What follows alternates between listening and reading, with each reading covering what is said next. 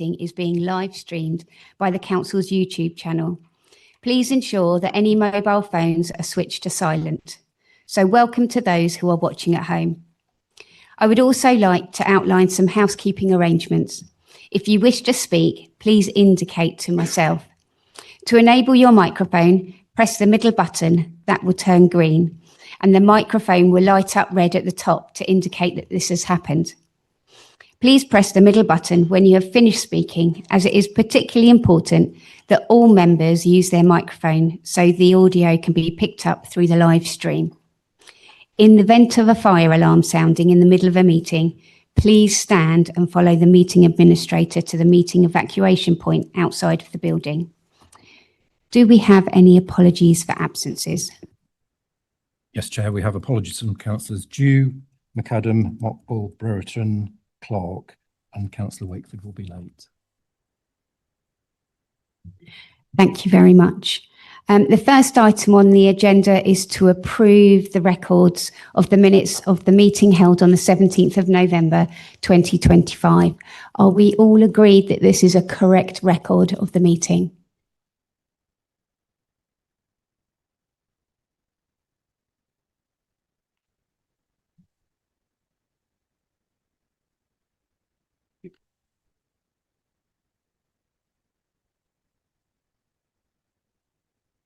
Moving on to item 2, which is members' interests. Are there any members that would like to declare an interest in any relation to any item on the agenda this evening? Councillor Tevlin. Yes, I'd like to declare an interest for item 1A because I'm ward member for Fenstanton Ward, which includes Hilton. Thanks. Thank you very much. Councillor Niche. Thank you, Chair. Declaring an interest as Wards Councillor for item 3E and 3F, both in Bluntsham as my ward strip. Councillor Jordan. Yes, I'm ward member for item G and H. Thank you. Any other members that wish to declare an interest in any of the items? No. So we will move on. We will just be looking at the agenda.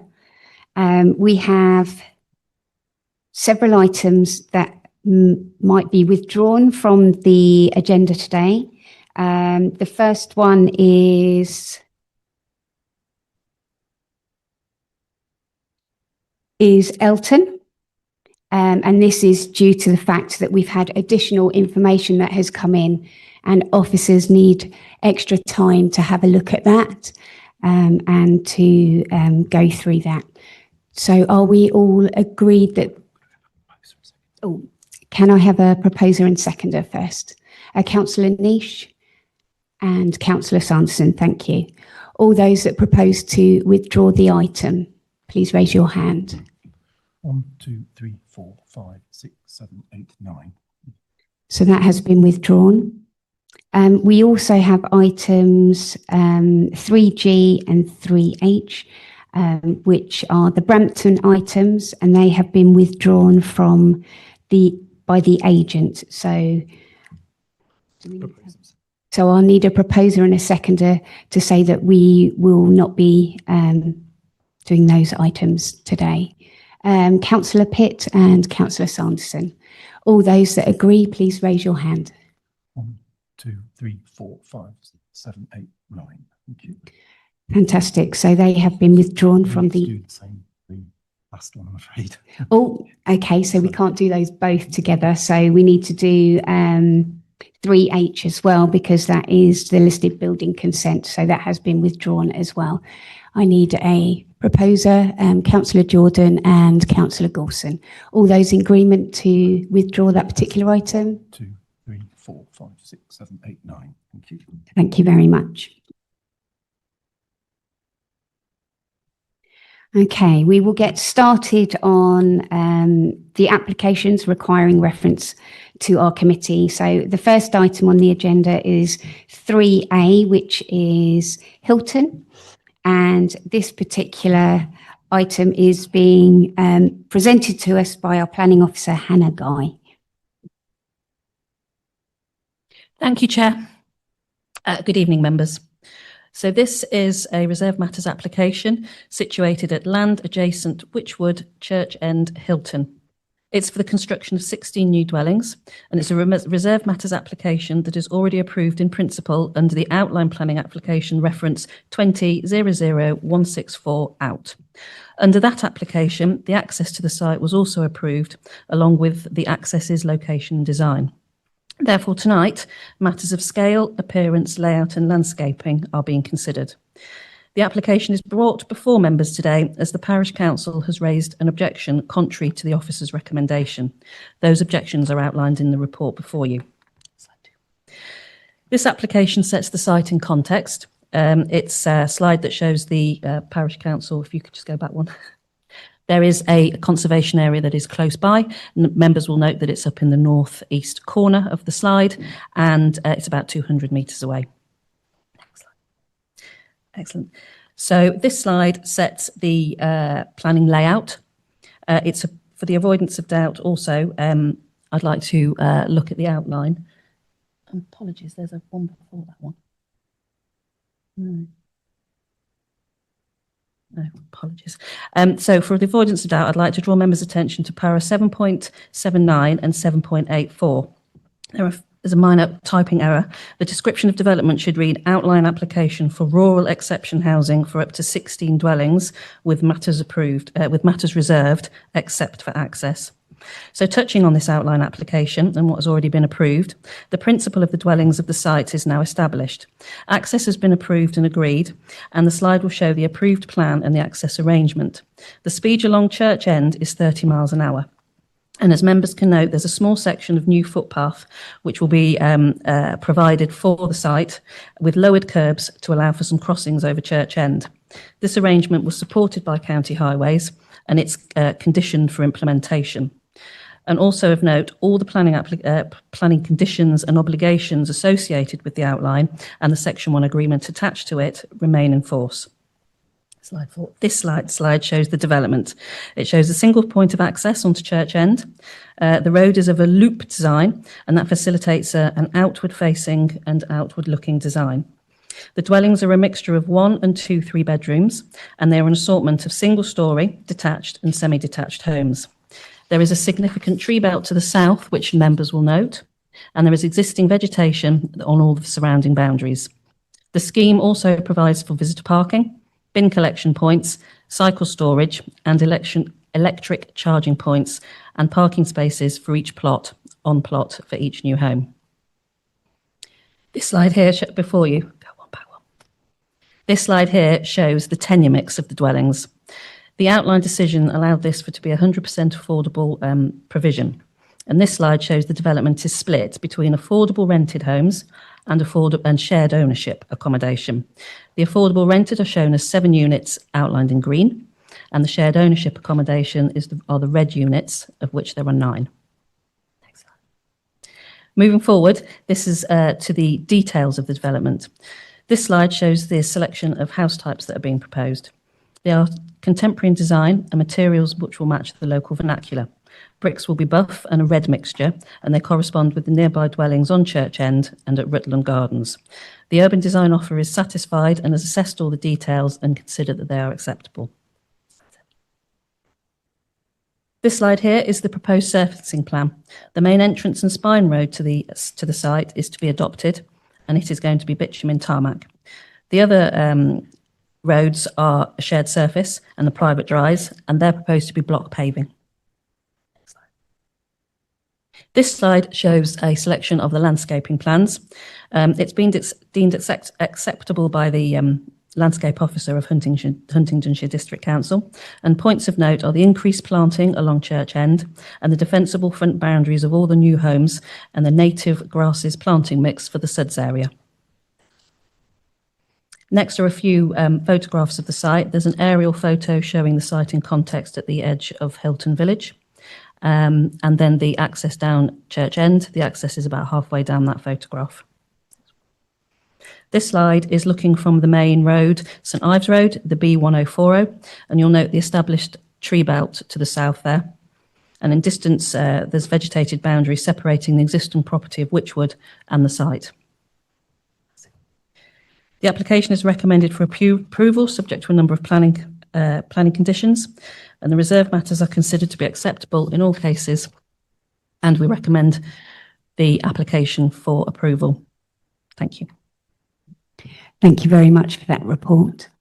And for this particular item, we have two speakers. Our first speaker is Peter Ballick from Hilton Parish Council. So you're welcome to come and join us. Just at the end there.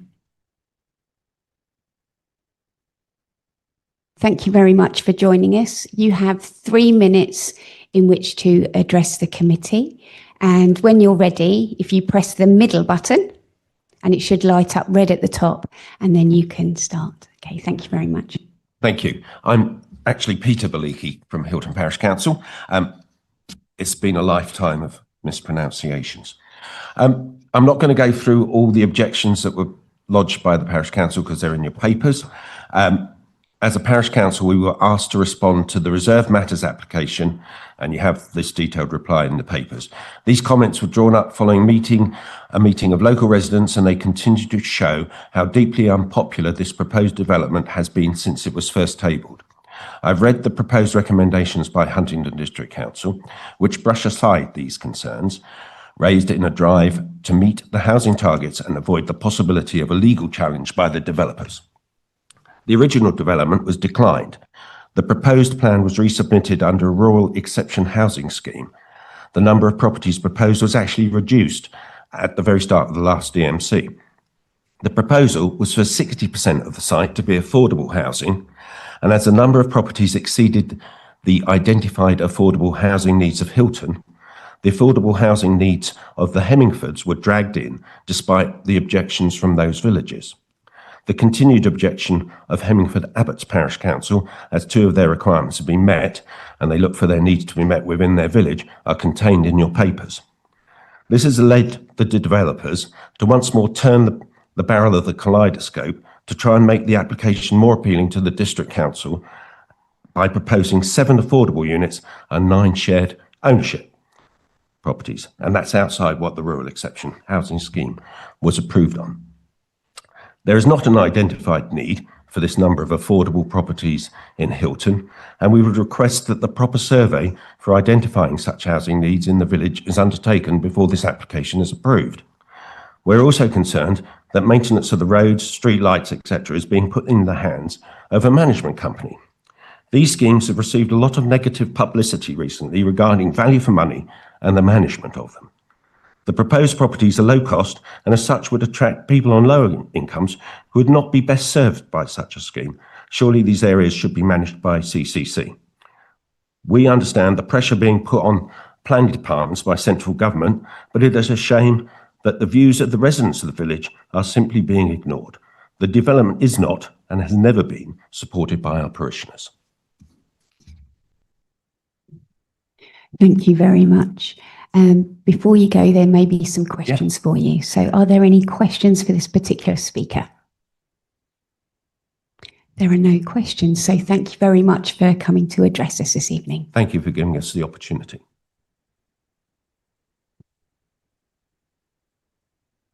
We will move on to our next speaker, which is Mr. Mohammed and who is the agent. You have 3 minutes in which to address the committee, and when you're ready, you can press the middle button. Good evening, Chair and members. Thank you. My name's Azhar Ahmed, AZHAR. Hello, thank you very much for allowing me to speak. Accent Housing is a non-profit registered provider committed to delivering safe and sustainable homes, the homes that meet the highest level of standards. Our mission is always simple: to give as many people as possible access to quality housing, caring for our customers. Addressing the objections, and I respect the objections from the parish, but in one particular I want to address regarding the management company. That scheme will be managed by Accent Housing itself. We have our own landscape contractors. The service charges will be within the rents, and the initial rents will not exceed the local housing allowance set by the local government. The service charges will be within those rents and not above them.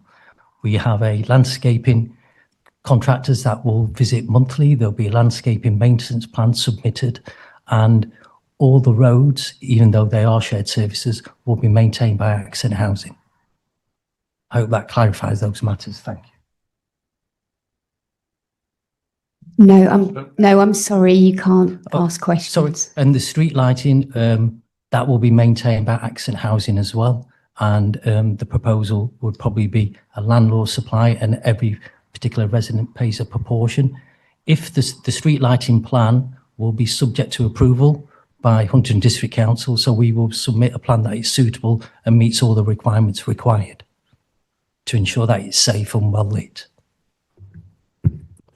Thank you very much. Thank you. Are there any questions for this particular speaker? There are no questions, so Thanks very thank much. you very much. We will now go on to questions of clarification for our planning officers. Are there any questions any questions? Councillor Tevlin. Thank you. And as the first speaker has raised, could you just again give more information about the first application of this and the history as to why there's been more affordable housing put, and again with the Hemmingfords as well? Can you just outline that? Thank you.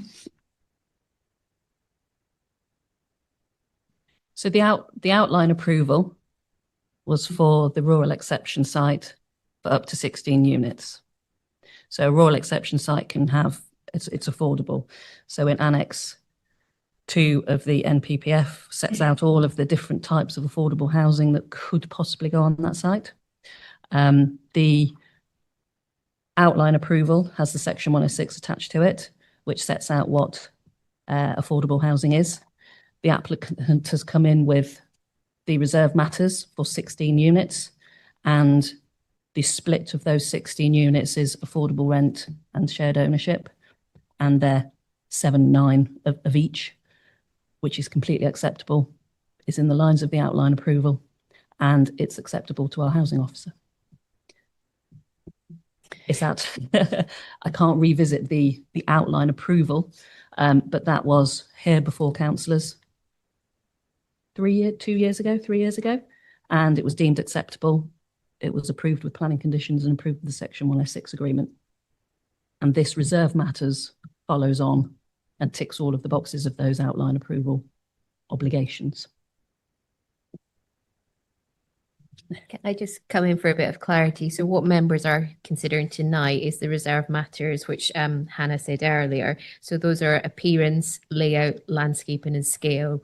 Those are the only matters members can consider tonight as part of this application. All other matters were dealt with at the outline stage. Thank you very much. We have a question for Councillor Niche. Thank you, Chair. I just want to clarify the timeline on this, because I can hear what you're saying. We're looking at just certain aspects of it. But the original application was in 2020 from aspects. It was approved in 2022. Normally applications for 3 years. Has that application not run is one aspect of the outline. And secondly, I do have a little bit of concern. Is this still a rural exception site, which is what the outline application was put through for? And if it is still a rural exception site, are we saying it still fits within the rural exception site of parishioners first? And then I'm also going to say also runs, but that sounds a bit like Formula One, but on that as well, please. Yes, through you, Chair. I can come back to the actual, the principal question, the first question that Councillor Niche raised about the outline and the actual reserve matters. The reserve matters that we're hearing this evening was submitted on the 29th of April, which is within those 3 years for the actual outline or the reserve matters to be submitted. So it was within the scope. Yes, effectively the application has run its course now. However, when the application was submitted, it was within the actual scope of what was permissible as per government guidance.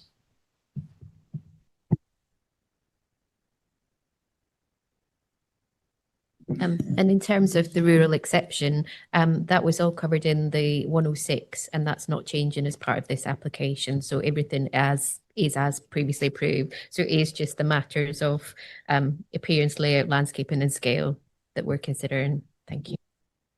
Sorry, through you, Chair. If it gives the members any degree of comfort, on page 13 of the agenda, albeit 2 and a bit lines, there's comments there from the Housing Strategy Officer that they support the application and welcomes a development which assists in the meeting an affordable housing need.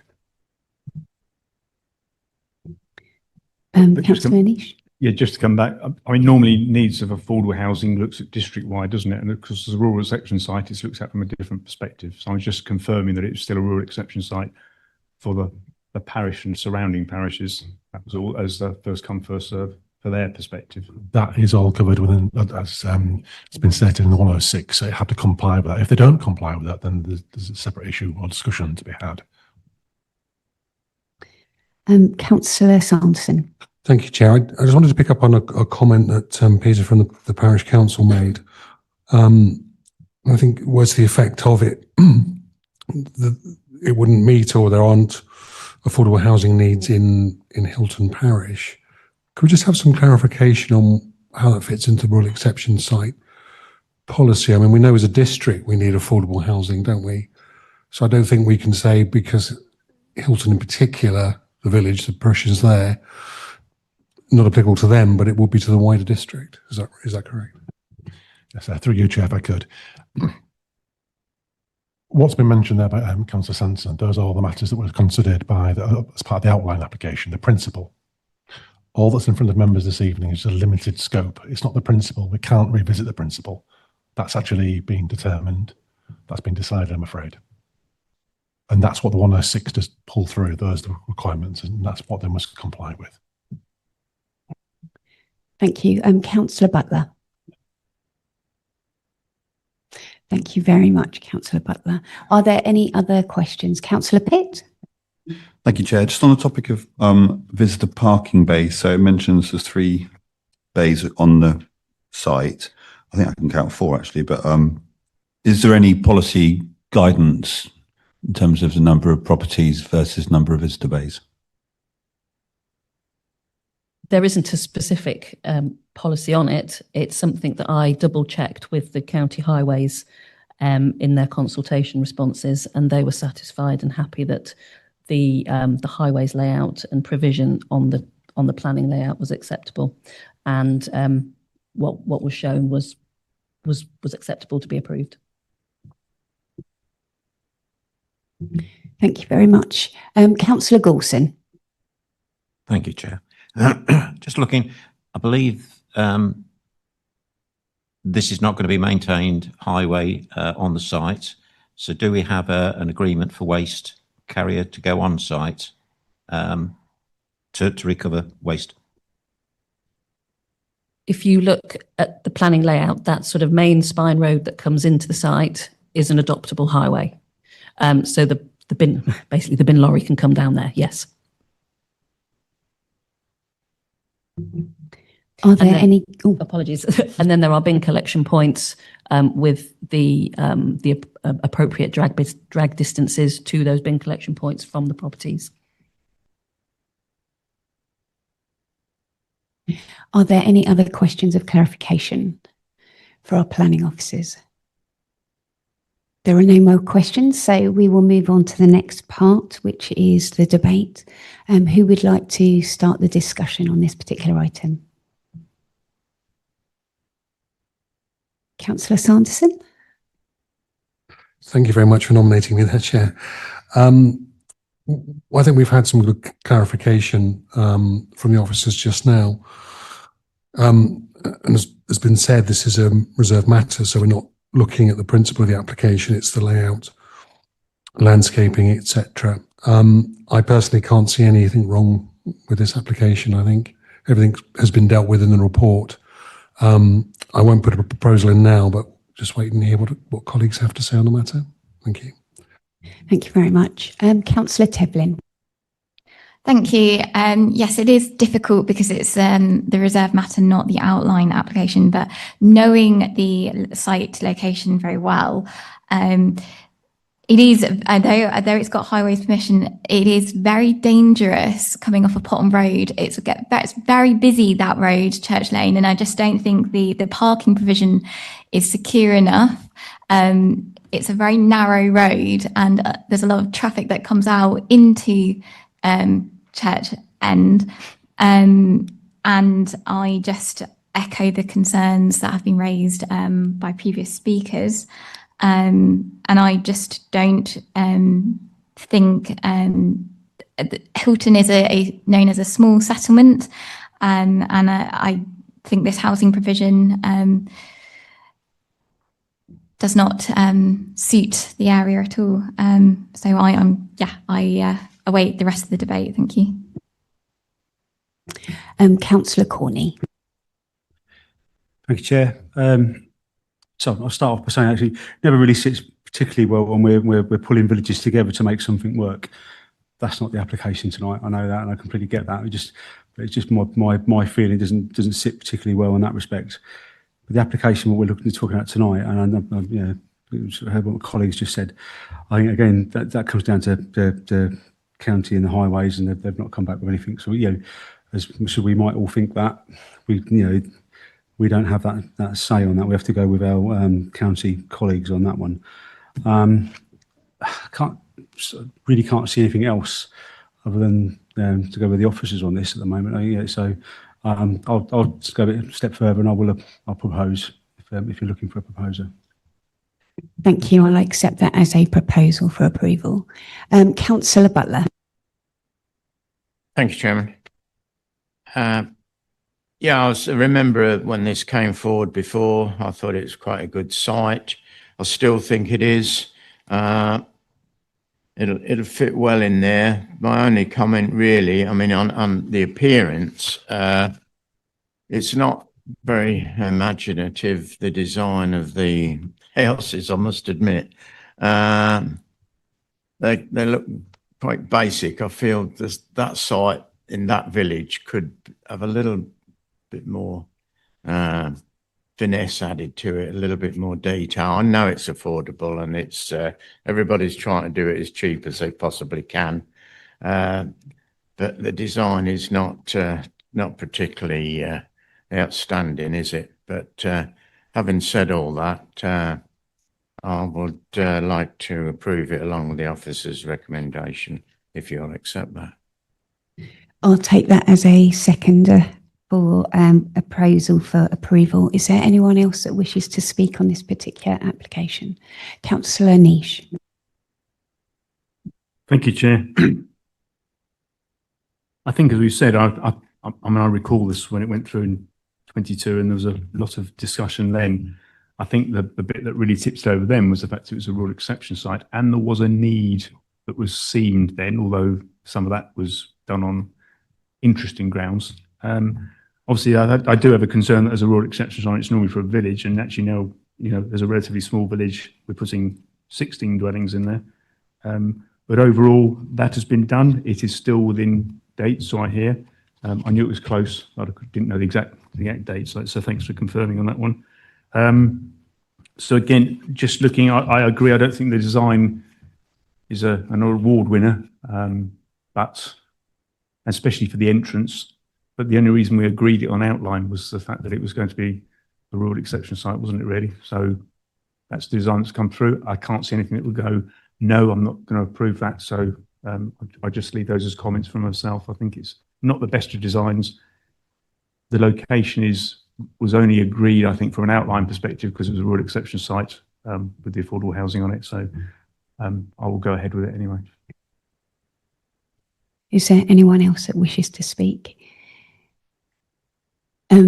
Councillor Tevlin, you've already had is there an extra point that you want to add?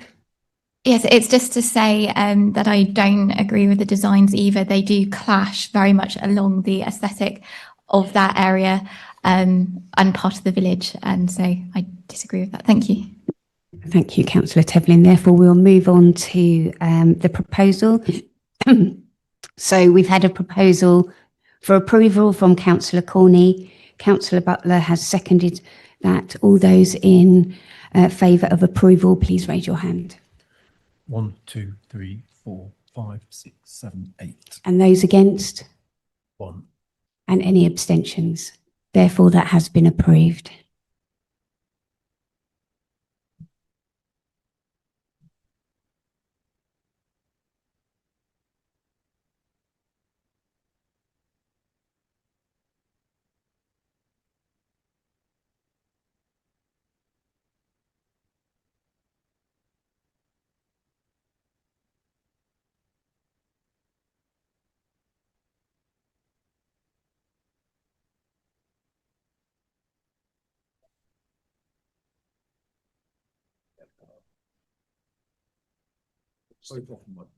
We will move on to item 3B on the agenda, and that item is for planning application in Kimbolton.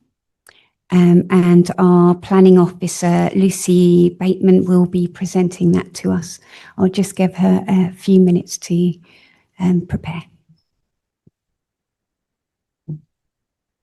Thank you, Chair, and good evening, members. This application is for land north of Aragon Place, Stowe Road, Kimbolton, for residential development of 65 dwellings, together with new access, open space, SUDS features and associated infrastructure. The application is referred to Development Management Committee as the Officer recommendation of approval is contrary to the recommendation of the Parish Council. The site lies on the northern edge of Kimbolton, fronting Stowe Road, and extends to approximately 3.62 hectares of arable farmland. The site's entirely in flood zone 1, but there is a surface water channel that runs through the site, which is identified at being an area at risk of surface water flooding.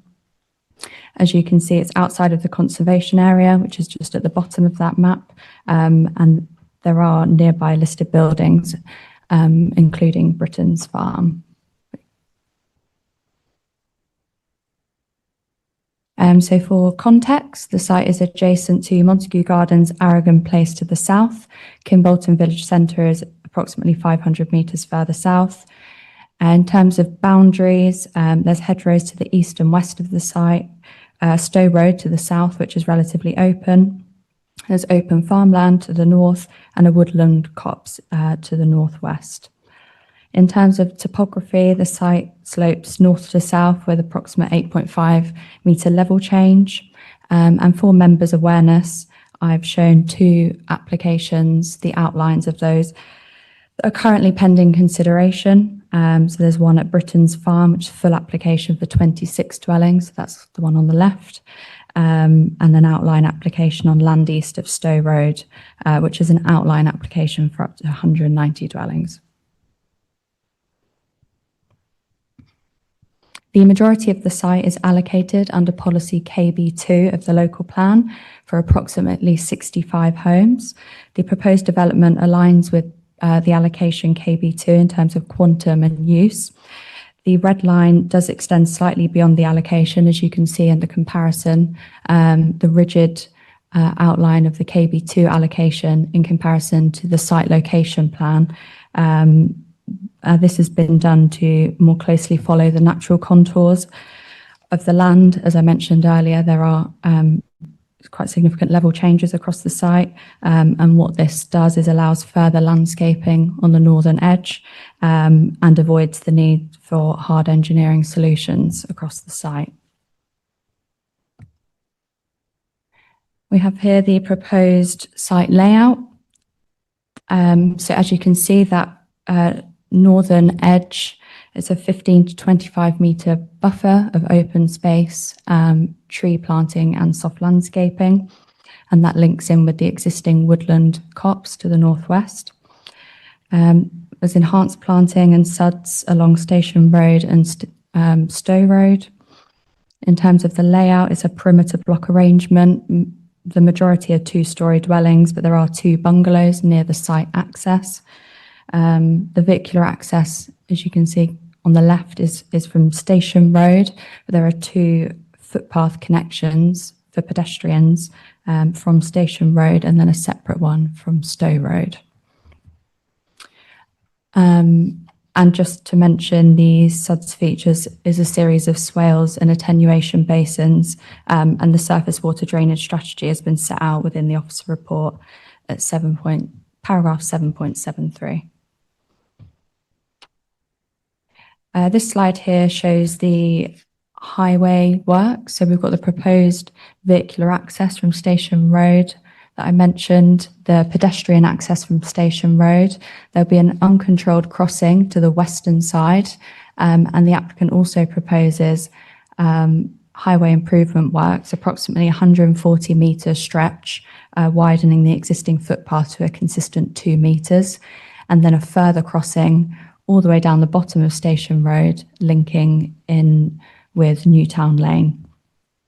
And then the pedestrian crossing on Stowe Road, again, an uncontrolled crossing that would cross over and head into Aragon Place,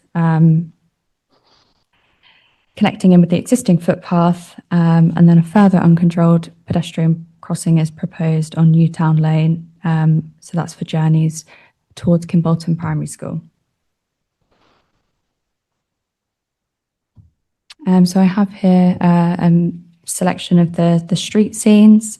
So the scheme includes a mix of house types and sizes, ranging from smaller 1-bedroom maisonettes to larger 4 and 5 bedroom dwellings.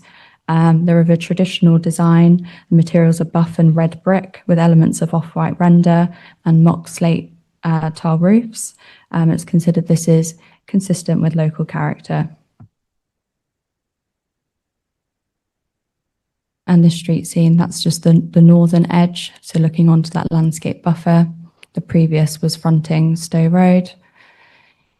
And finally, some sections of the entrance and the 2 ends of the site. So as members may already be aware, the council is currently unable to demonstrate a 5-year housing land supply, so the presumption in favour of sustainable development applies under paragraph 11D of the NPPF. As I mentioned earlier in the slide, the majority of the site is allocated under policy KB2.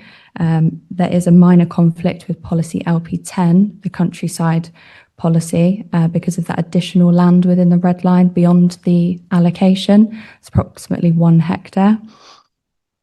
There are 2 maisonettes proposed that don't meet the building regulations M42 accessibility standard, which is required by policy LP25. This is discussed at paragraph 7.37 of the report.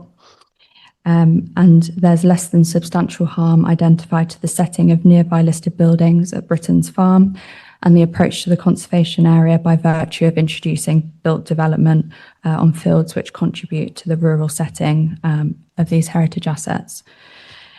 So moving on to the benefits of the scheme, it would deliver 65 new homes, 40% of which would be affordable housing, which would be a meaningful contribution to our housing supply and affordable need.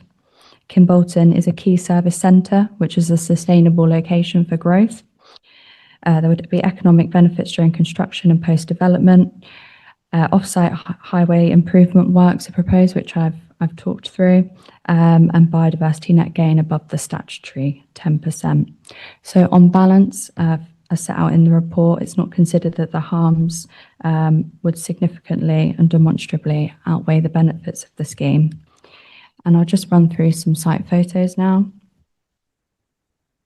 So we have here views from Stowe Road, as is the front of the site. You can see the land level changes there. And this is just further along Stowe Road at the entrance of Aragon Place. And then this is taken from Station Road. The bottom one is looking back towards the site and Stowe Road, and the top 2 are Station Road, the approximate location of the vehicular access and one of the pedestrian connection points. So the recommendation is for approval, subject to the conditions set out at the end of the report, as well as the completion of a Section 106 obligation to secure on-site and off-site open space contribution, off-site contributions towards outdoor sports, biodiversity net gain, wheeled bins, and affordable housing. Thank you. Thank you very much for that report. We will move on to the speakers. We have 4 speakers this evening. Our first speaker will be Councillor Jonathan Gray with a written statement from the Parish Council. Councillor Gray, if you'd like to come and join us.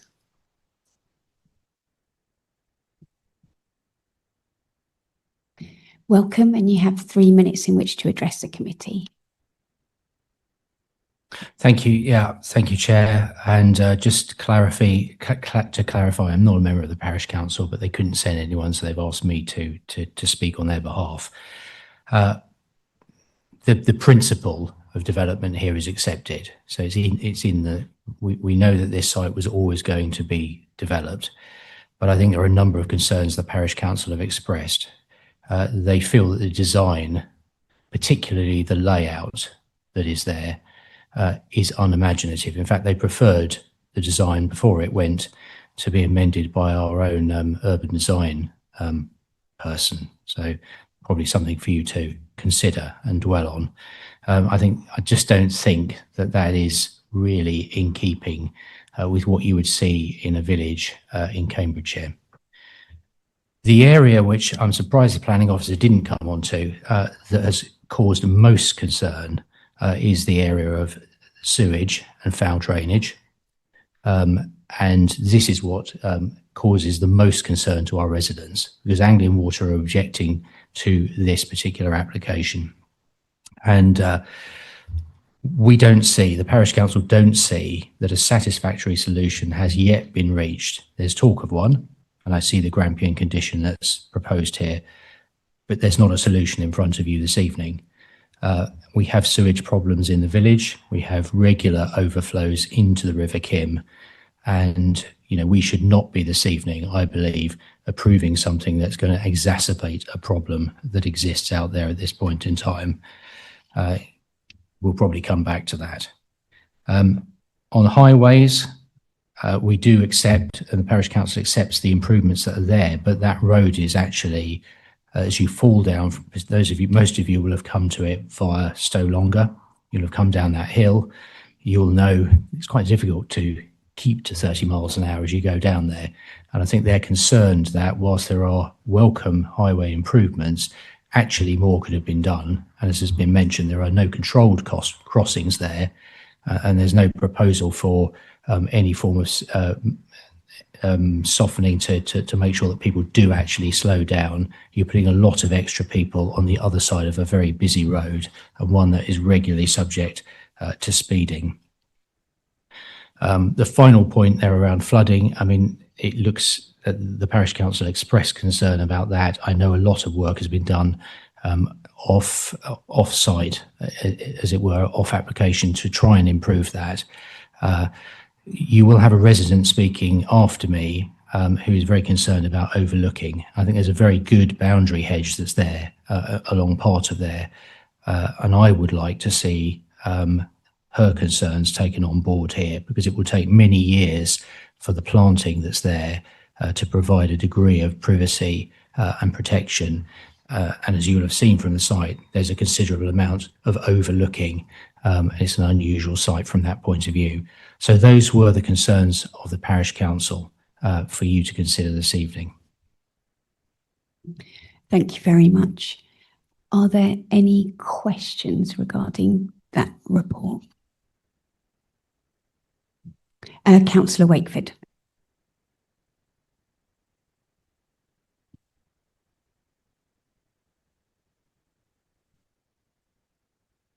Thank you. Firstly, if I may, Chair, as this is the first time I've spoken this evening and I've joined for this item, just in terms of interests, if I could flag that, among other things, I am the Cabinet member responsible for housing as well as economic development. So obviously I'm coming to all the applications this evening with an open mind, but put that on the record.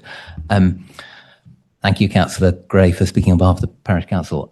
I suppose what I'd ideally like to be asking, but recognising you are not the Parish Council, might need to confine yourself to what they've briefed you with. So no worries if you merely need to repeat something for the statement on this. But what I'd ideally like to understand, given that it sounds like there are clearly points that the Parish Council wish could be different, without necessarily implication that they are so gravely harmful as to justify refusal, which is a higher threshold than just the application not being of the form we think would be optimal, as we all, and I'm sure they appreciate, was just to understand which elements of the objection, or to what extent the Parish Council's objection was suggesting that elements of those factors were actually sufficient to tip the balance to refusal. Is the point perhaps a cumulative one based on smaller elements? And forgive me if you're not able to answer that. I think I can answer it. I think they feel that the design, that the actual layout of it could be better, but probably accept that given the position that we find ourselves in at this point in time, if it went to appeal, is that going to be thrown out by an inspector?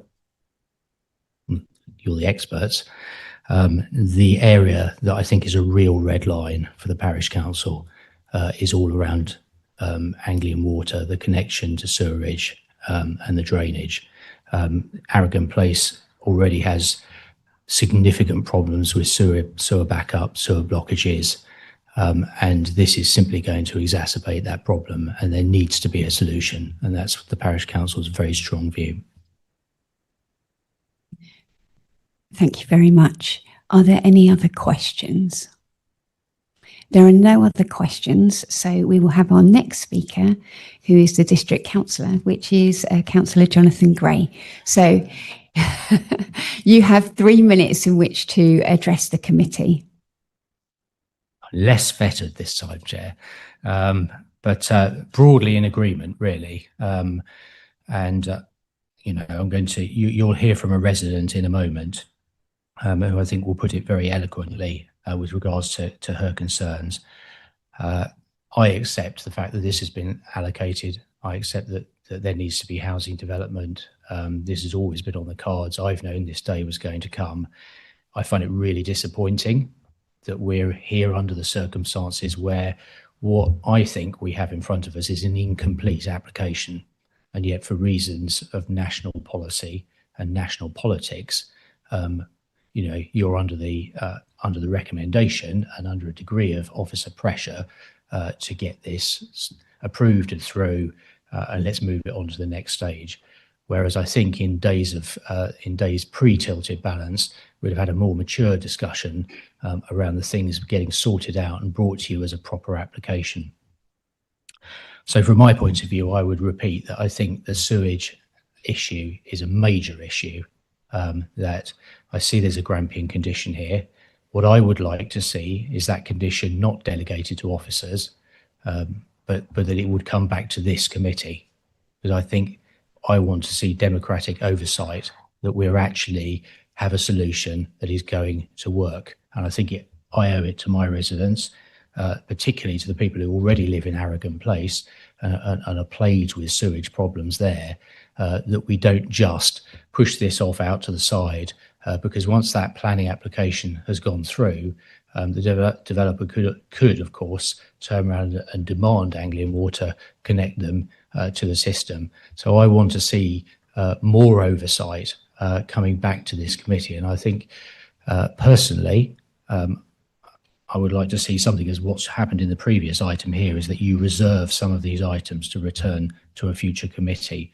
And if that's going to take place, because there isn't, unless someone's going to tell me some breaking news this evening, there's not actually a solution there's a possible solution. There isn't a solution in front of us this evening.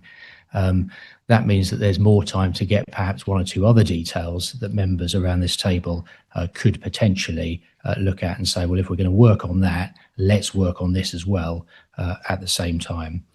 So I hope that puts the point across fairly clearly. I'd be happy to answer any questions that members had, and I hope that residents feel that I've represented their views well this evening. Thank you very much, Councillor Gray. Are there any questions for Councillor Gray? Councillor Wakeford. Thank you. As you did make reference, Councillor Gray, to sort of a juxtaposition between national government policy and what we'd otherwise wish to do, I'm not going to ask you who introduced tilted balance as the tool national government has to push housing, because we needn't get into that tonight. We're talking about the applications in front of us.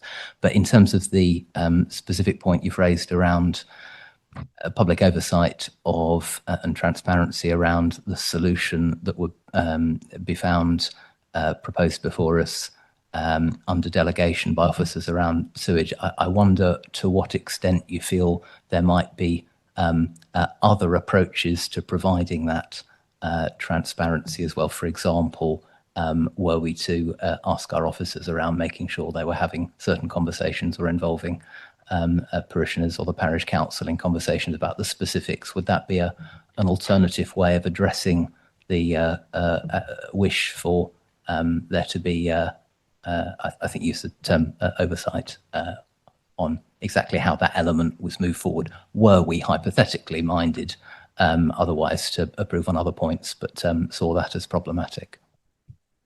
If that's an appropriate question to ask Councillor Gray to comment on, Chair.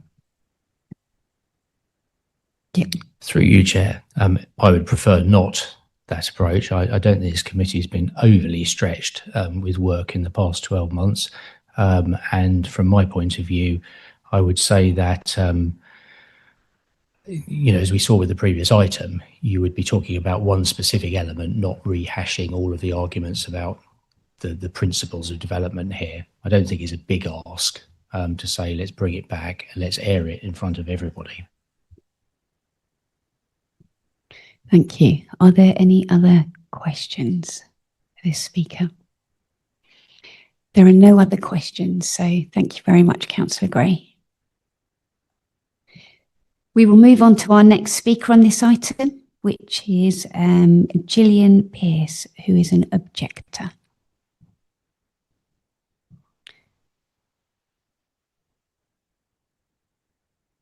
Welcome and thank you for joining us this evening.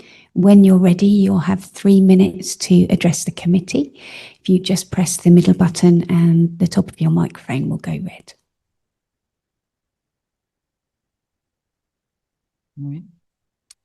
Hello, my name's Jill Pearce and I live directly beside this proposed development on Stowe Road. Before addressing some specific reasons for refusing this application, I must raise a critical concern about the accuracy of the submitted drawings. These drawings significantly understate the true visual and amenity impact on neighbouring homes. The sections shown do not run through the highest points of the proposed developments, nor through the closest and most affected dwellings. This means that the visual assessment is not proportionally or sufficiently robust.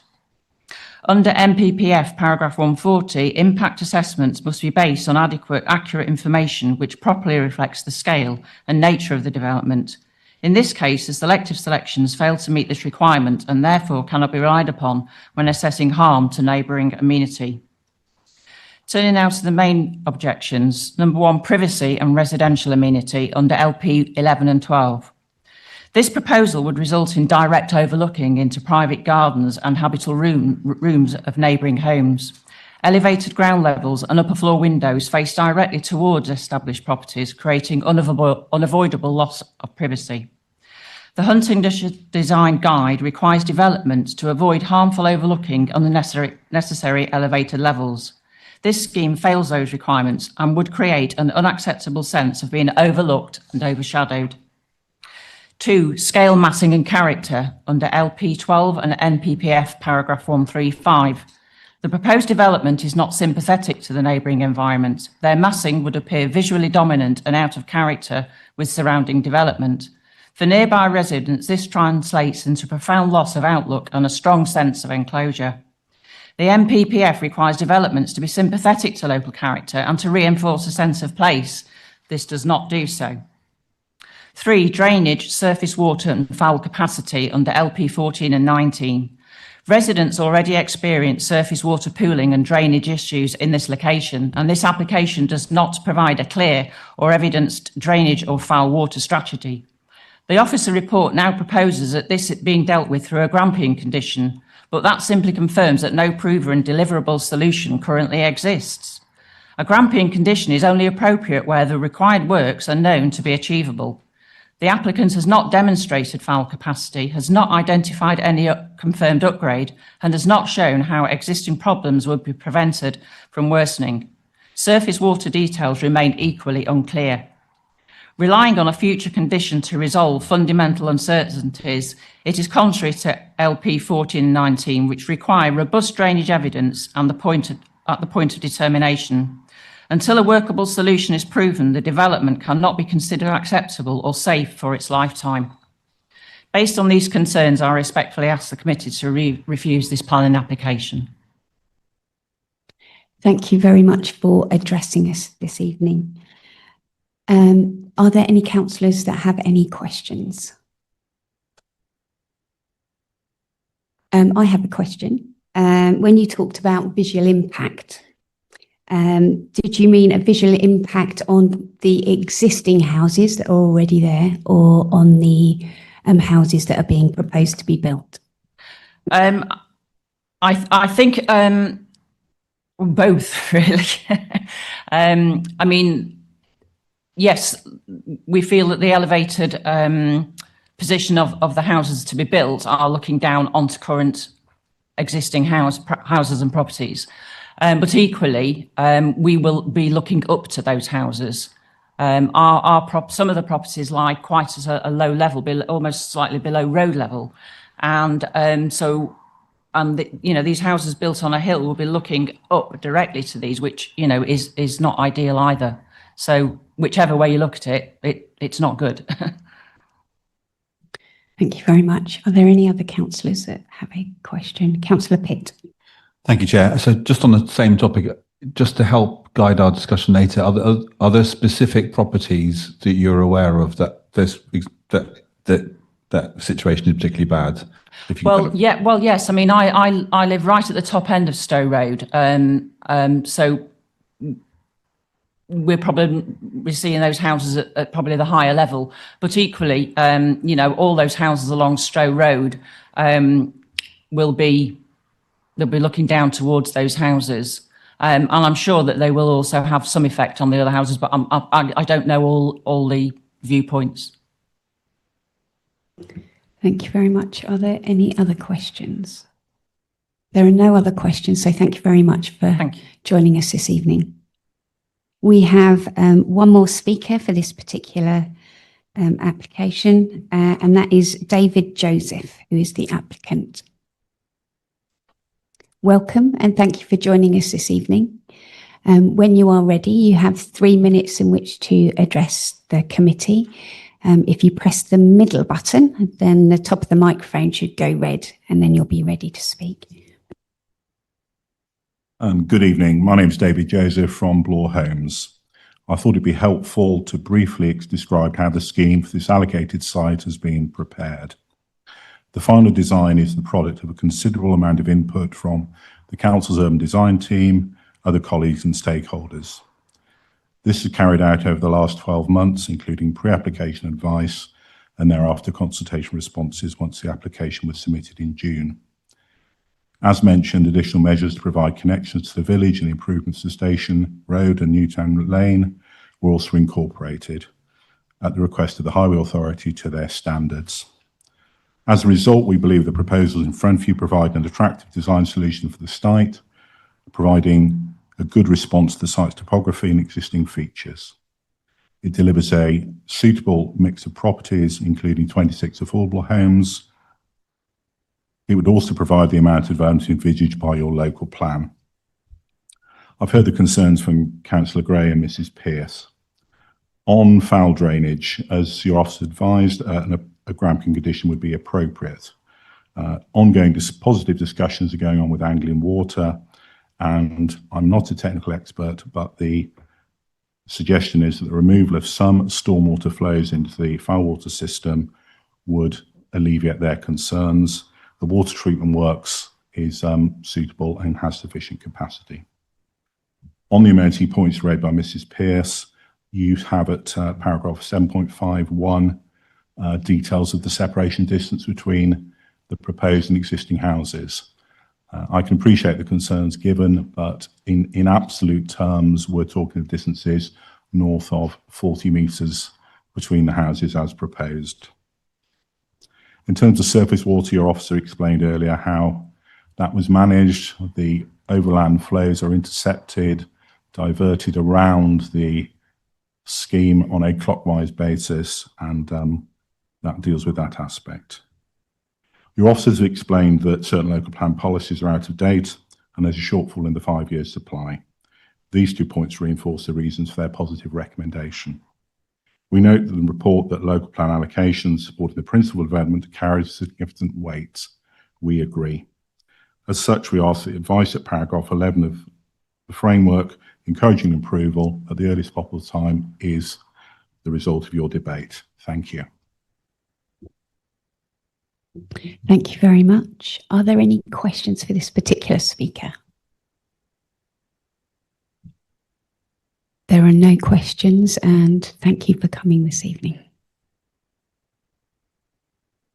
We will move on to questions of clarification from our planning officer. Councillor Sanderson. Thank you, Chair. I have 3 questions, which I'll cover quickly. Excuse me. Paragraph 5.17 refers to formal outdoor sports provision just short of £40,000. Who would actually receive that? Because we seem to be talking about cricket and also a football pitch, potentially. 5.21, our conservation officer, unless there are updated comments, which I've missed, doesn't actually support this application, and she did pick up on, or the Councillor Gray did pick up on comments which seem to be reflected in those at paragraph 5.21. And my third and final question is, can we, under our scheme of delegation, can we actually do what Councillor Gray has suggested, that bring a condition back to this committee for consideration? I'm not sure if that's practical. Thank you. Yes, through you, Chair. If I can pick up just some couple of points you mentioned there, Councillor, 1 point, and then some just generic points about this application. I think what the Councillor Gray mentioned about the elements being brought back to committee for consideration as part of the application. The application is a full application, so it either fails or succeeds this evening. It's not, there isn't alternatives, it's either approval or refusal. In terms of the comments from Anglian Water, or Anglian Water said their approach to this particular application, these comments are repeat comments that we're getting throughout the district on a number of applications. And the approach that's within the report is the same approach that the officers and the council and DMC have adopted with numerous applications recently. However, ourselves and some of our neighbours, Anglian Water have been consistent with some of our neighbouring authorities. They have all sought advice. We've sought advice about the Anglian Water's approach or comments to applications across the board. One of those consistent advice that's come back to those authorities, ourselves in particular, is to seek clarification from Anglian Water about what the environmental harm is or would be by allowing this application. In this particular application, we have gone back to Anglian Water and they have been silent on that matter. They haven't clarified that point. They haven't given the actual officers anything to go on. However, again, to go back to the first point, one of the points I mentioned, this is a consistent approach in regards to a Grampian condition that can be looked at, can be actually secured as part of the application. That's just the generic overview. I know the case officer wants to pick up on some more specific points about the Anglian Water approach. Thank you. Thank you very much. Have you got a follow-up question? Well, I do have two questions outstanding. So I wonder if we could clarify those. Thank you. So in terms of the sports contributions, that Lucy can pick up that point. And what was it? So the third It was who would it go to? Because we've got football and cricket mentioned here. Could it be divided in half? I'm not sure how that will be assessed. And just the point at 5.21, well, quite a number of comments from our conservation officer who objects to this. Thank you. So in response to the first point, the contribution was requested by the Strategic Sports Development Officer at HDC. Those monies would be paid initially to the council, but as part of the finalising the wording of the Section 106 agreement, that would kind of narrow down exactly what project and who that money then needs to go to deliver that project.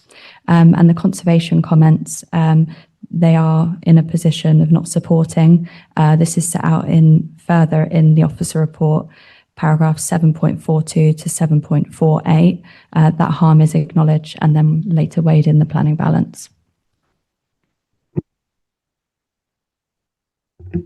Councillor Niche. Thank you, Chair. It's clarification on a number of points because I'm actually quite concerned on this application, having gone through it several times. And every time I look at it, I find there's another question that hasn't been answered. Even the start of it is like, we haven't gone through 106. So it's, it will be delegated. We don't normally delegate 106 as we normally listen to them.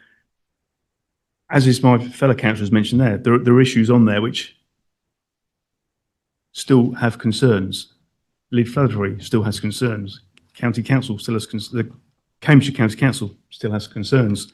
Anglian Water objects, and as you've just pointed out, hasn't commented. So my concern is that there are too many concerns for us to make an informed decision, but you just said it's either pass or fail. Obviously, there is a third one, whether we send it back for that information to come forward so we can make a proper decision on the information that we have to clarify things like sewage, foul and surface water. County Council, what their still concerns are. My personal opinion is I think there are too many issues in here which we're going to delegate. DMC is here, the one who's supposed to make a decision, yet we seem to be saying we're going to delegate it all. So I do have concerns. We can say, yeah, it's fine, but we're going to delegate. My point is, we have a position here of actually either accepting or rejecting it. On a rejection, it may well go to appeal. It may well pass on appeal.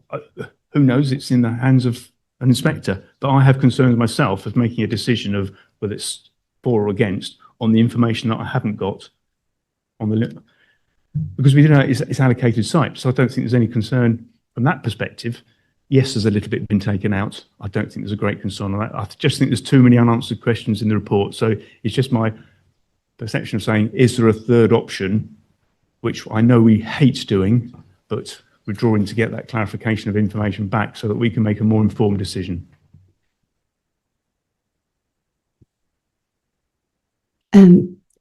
Lewis, would you like to come in? Thank you, Chair, and through you. So we hear the concerns raised around the Anglian Water issue. I think members need to be aware we're in tilted balance. We have multiple applications that have either been to committee this year or coming to committee in the following months. As Sean has said, we've received similar objections from Anglian Water across the district on multiple applications. In terms of the process officers undertaken, it's first to contact Anglian Water, not to challenge, but just to ask for more information around the environmental harm on those objections. If Anglian Water can't put it in wording for us, either with an EA objection backing it up, then the other kind of port of call for us is to go to the developer or the applicant and ask them whether they have looked at potential solutions, either through discussions with Anglian Water or dealing with stuff on site.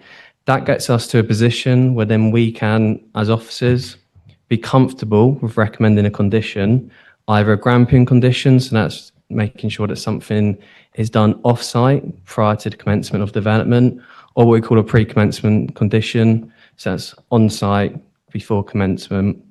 So I think members just need to be mindful. This is not just an issue on this site. We've had it on sites, like I said, in the previous months on applications, and this is a consistent approach. We sought legal advice on this issue, so it's not just Huntingdonshire who are dealing with this, neighbouring authorities, and it's water companies all across the country in a similar situation. I think our advice has been, as it always has been, it's not a planning issue. This is a management issue around funding and capacity. Anglian Water has not taken into account our allocated sites. And I think that is a key point here. This is an allocated site. This is not speculative. This is allocated. Yes, there's a slight conflict in terms of red line, but the quantum of development and the location of development is consistent with the allocation. So in terms of the update report, I think it's worth just going back to that. So officers, again, this is a moving matter as well. You've heard from the applicant, discussions ongoing with Anglian Water. There are potential solutions there. But if I just point your attention to the update report, where officers have sought delegated authority, particularly on this matter, to, so I'll just read it out, powers delegated to the Head of Planning, Infrastructure and Public Protection to approve, subject to conditions, including final wording for a foul water drainage strategy condition and completion of a Section 106 obligation.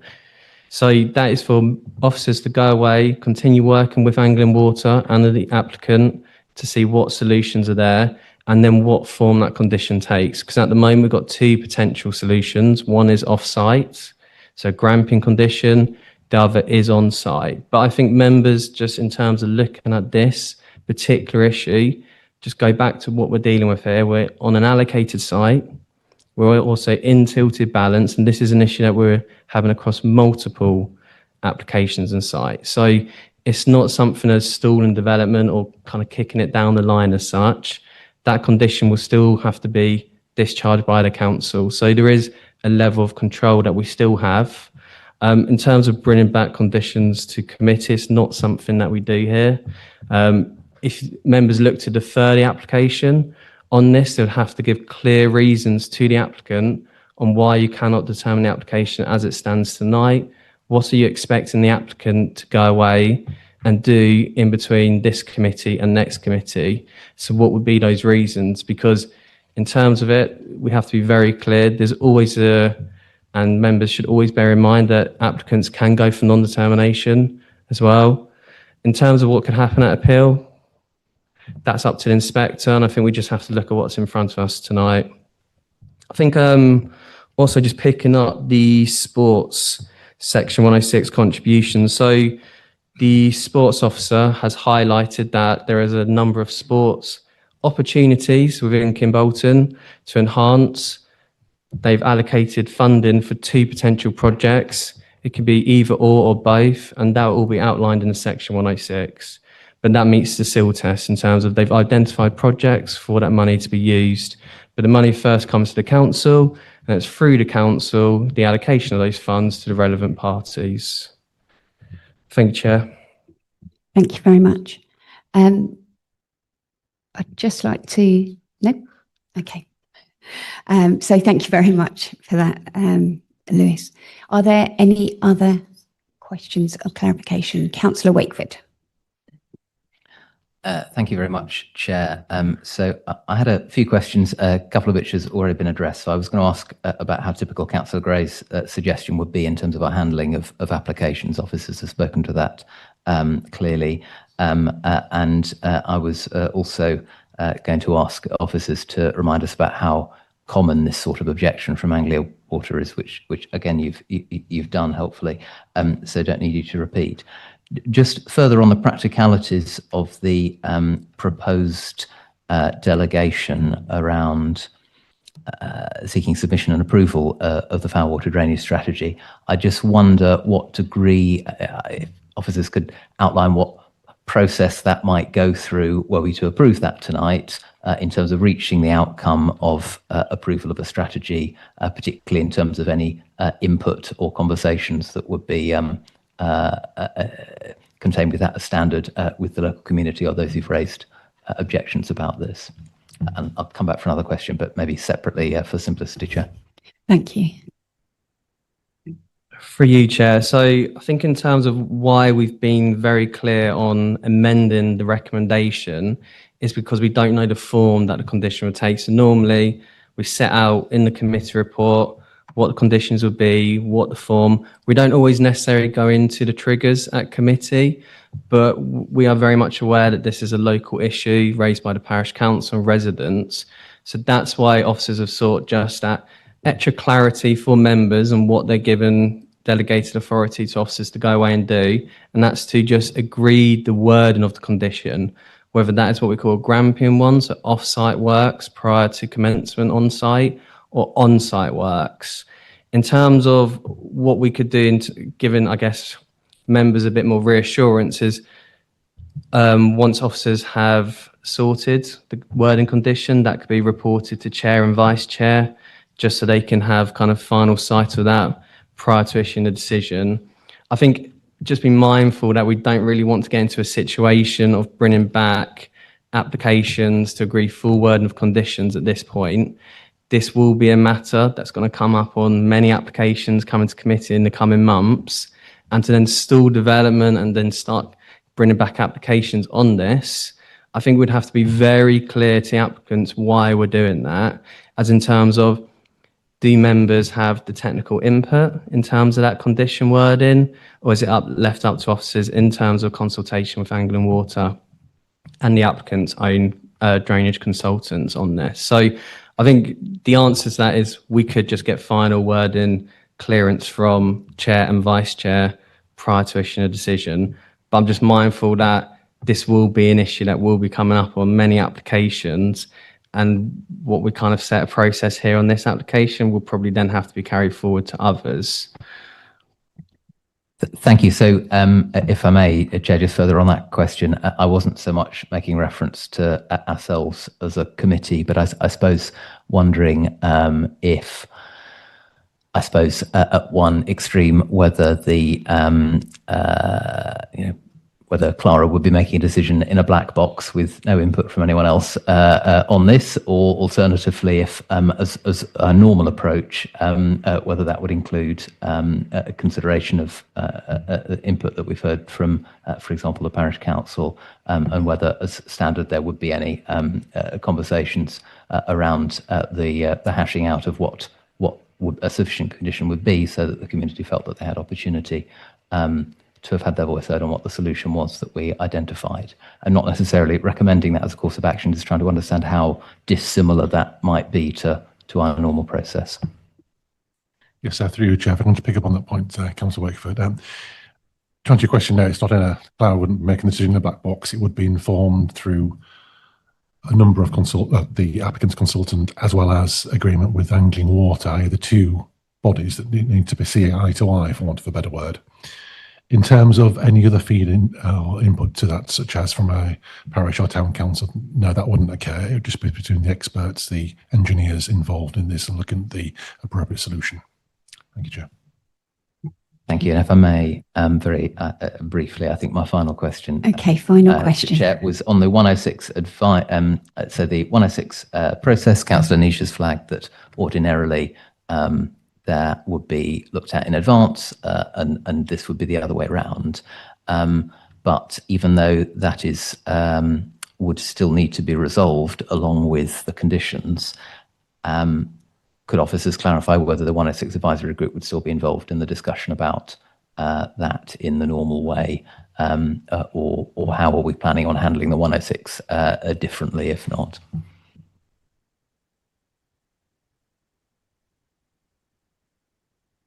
For you, Chair. So if I could just point members' attention to paragraph 7.99 to 7.102. So kind of just to lay it out, and obviously I'm not going to read out the whole of these paragraphs, but as part of the application process, we've consulted our sports officer. They've looked at the application as it's proposed. There's no on-site formal outdoor sport facilities. Therefore, an off-site financial contribution is required towards formal outdoor sports provision in Kimbolton. That's in accordance with our playing pitch and outdoor sports strategy. So then you take kind of the development of 65 dwellings, looking at the average household size and the amount of residents to be generated from that. And that's how you get to the contribution. So you've got a couple of options there in terms of how the money could be used. And if you see in paragraphs like the preceding paragraphs of 7.101, it talks about priority to the cricket club in first case. But I think at the end of the day, in terms of this, we have an identified amount of money. In terms for it to be seal compliant, we have to identify a project that has happened. There'll be ongoing discussion between the outdoor sports officer, potentially the parish council, looking at where that money is best spent. But in terms of it, I think members have enough information there of how much money is required under a Section 106 contribution and what it's going to be used for.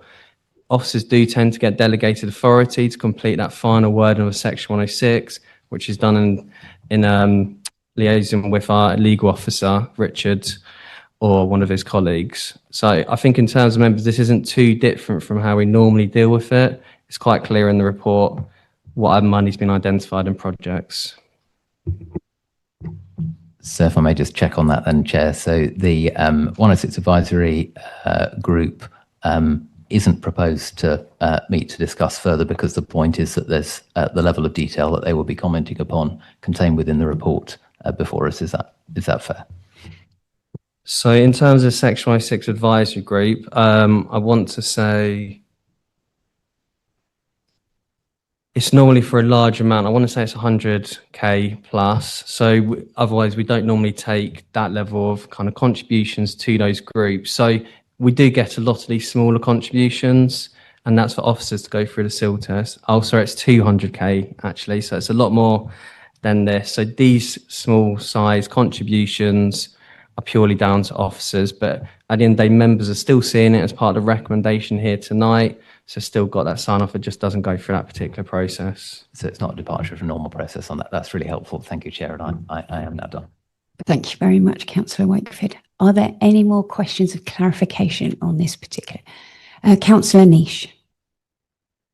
Thank you, Chair, again, because I know I've already spoken, but some of the bits I'm hearing again is that some of the aspects we talk a lot about Anglian Water, and I really do have concerns, and I think it's not just yourselves as well, that we don't seem to get anywhere with Anglian Water. Now, I know, correct me if I'm wrong, they're not a statutory consultee, but they are aware from the larger aspects of what's going on.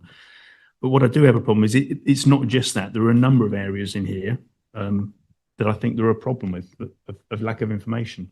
And I have worry that we might look at it and say, well, refuse because that, or whatever. Whereas my concern is it's largely supported because it's in, but there are lots of little bits which we haven't got info on, or we're leaving it out. I just have a concern, that was all, Chair. And I do worry that we haven't considered whether we do a third option of saying we ought to have a bit more info for us to make a decision. Could you clarify what we don't have enough information on? Well, I can. As I'm going through, you've got Urban Design Officer, largely supportive in designs, but still doesn't address all the concerns. Seek minor amendments. Okay, minor amendments. Conservation, however, concerns still remain regarding the visual impact of the listed building. It's not, and also it then goes on to removal of hedgerows, new access points, lack of detail on highways and SUDs. So even our officers in there behind have said, I'm a bit concerned about some of these things. We've got Cambridgeshire County Council on Highways, concern over some of the visibility still. The Lead Flood Authority object. I think I just got to check that they have still objected. But they might have said afterwards that it's not. But that's what I'm saying is there are a number of bits in there which they added individually. I think we could overcome them. But when you look at it as a whole, in the whole package, there's a number of areas there which we're making decision on a lot of gaps. That's just my point, Chair. Could I ask officers for clarification on the weighting and the balance? Because all of these items that Councillor Niche has brought in, would they tilt the balance in the opposite direction? So just before I come back on that point, I just wanted to clarify a point for Councillor Niche. On page 50, paragraph 5.23, the very last paragraph on the updated comments dated the 30th of October 2025. Highway Authority confirms the amended plans meet design standards, including junctions, visibilities, crossings, refuse tracking, and traffic calming. No objection, subject to conditions. So highways are okay with it. So, whilst not overly clear, jumping out to you on that point has been clarified by the County Council. Now, in terms of what you mentioned, in terms of other elements that still outstand, I mean, a lot of it has been weighed in the balance, in the planning balance. I know Lucy kindly picked up on the first point about conservation, but obviously that's weighed in the balance, and weighing that balance against the tilted balance and so forth, and developing the number of houses. So that point has concluded. If the officers felt that strongly, or council felt quite strongly, officers felt that strongly about that conservation element, and that element would have been ironed out before now, it wouldn't have been thrown into that balance and come out the other end in terms of the mix, as it were. Don't know if that gives you any kind of clarity on that point, or those 2 points.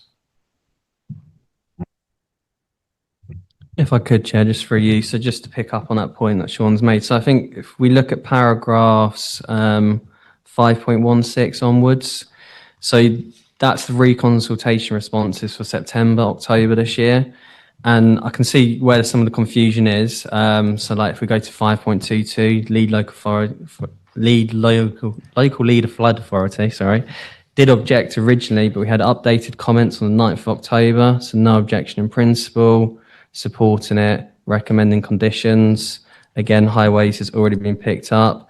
Urban design comments, there were still some improvements to be made. They have been made by amended plans, just didn't formalise comments with urban design. Simply time pressures in terms of getting an application ready for committee. I think none of these consultees have in principle objections. Some of these recommendations are more desirable than essential. And as we have gone through the weighting in terms of it, yes, there is a conflict with the allocation in terms of introducing additional land, but there is a justification for that. Yes, there is some impact on heritage assets, but the report picks up the benefits and the weighting of those. So I think what members need to do is look at the proposal tonight in front of them. If there is harm that they've identified that warrants refusal of the application, then granted, members can vote in that manner. If members go down the route of deferral, they need to be very clear to the applicant on what grounds it's being deferred and what information they expect to be forthcoming that the applicant has control over. So I think we just need to pick up as well, the NPPF is very clear. If a development can be made acceptable through the use of conditions, the application should be approved.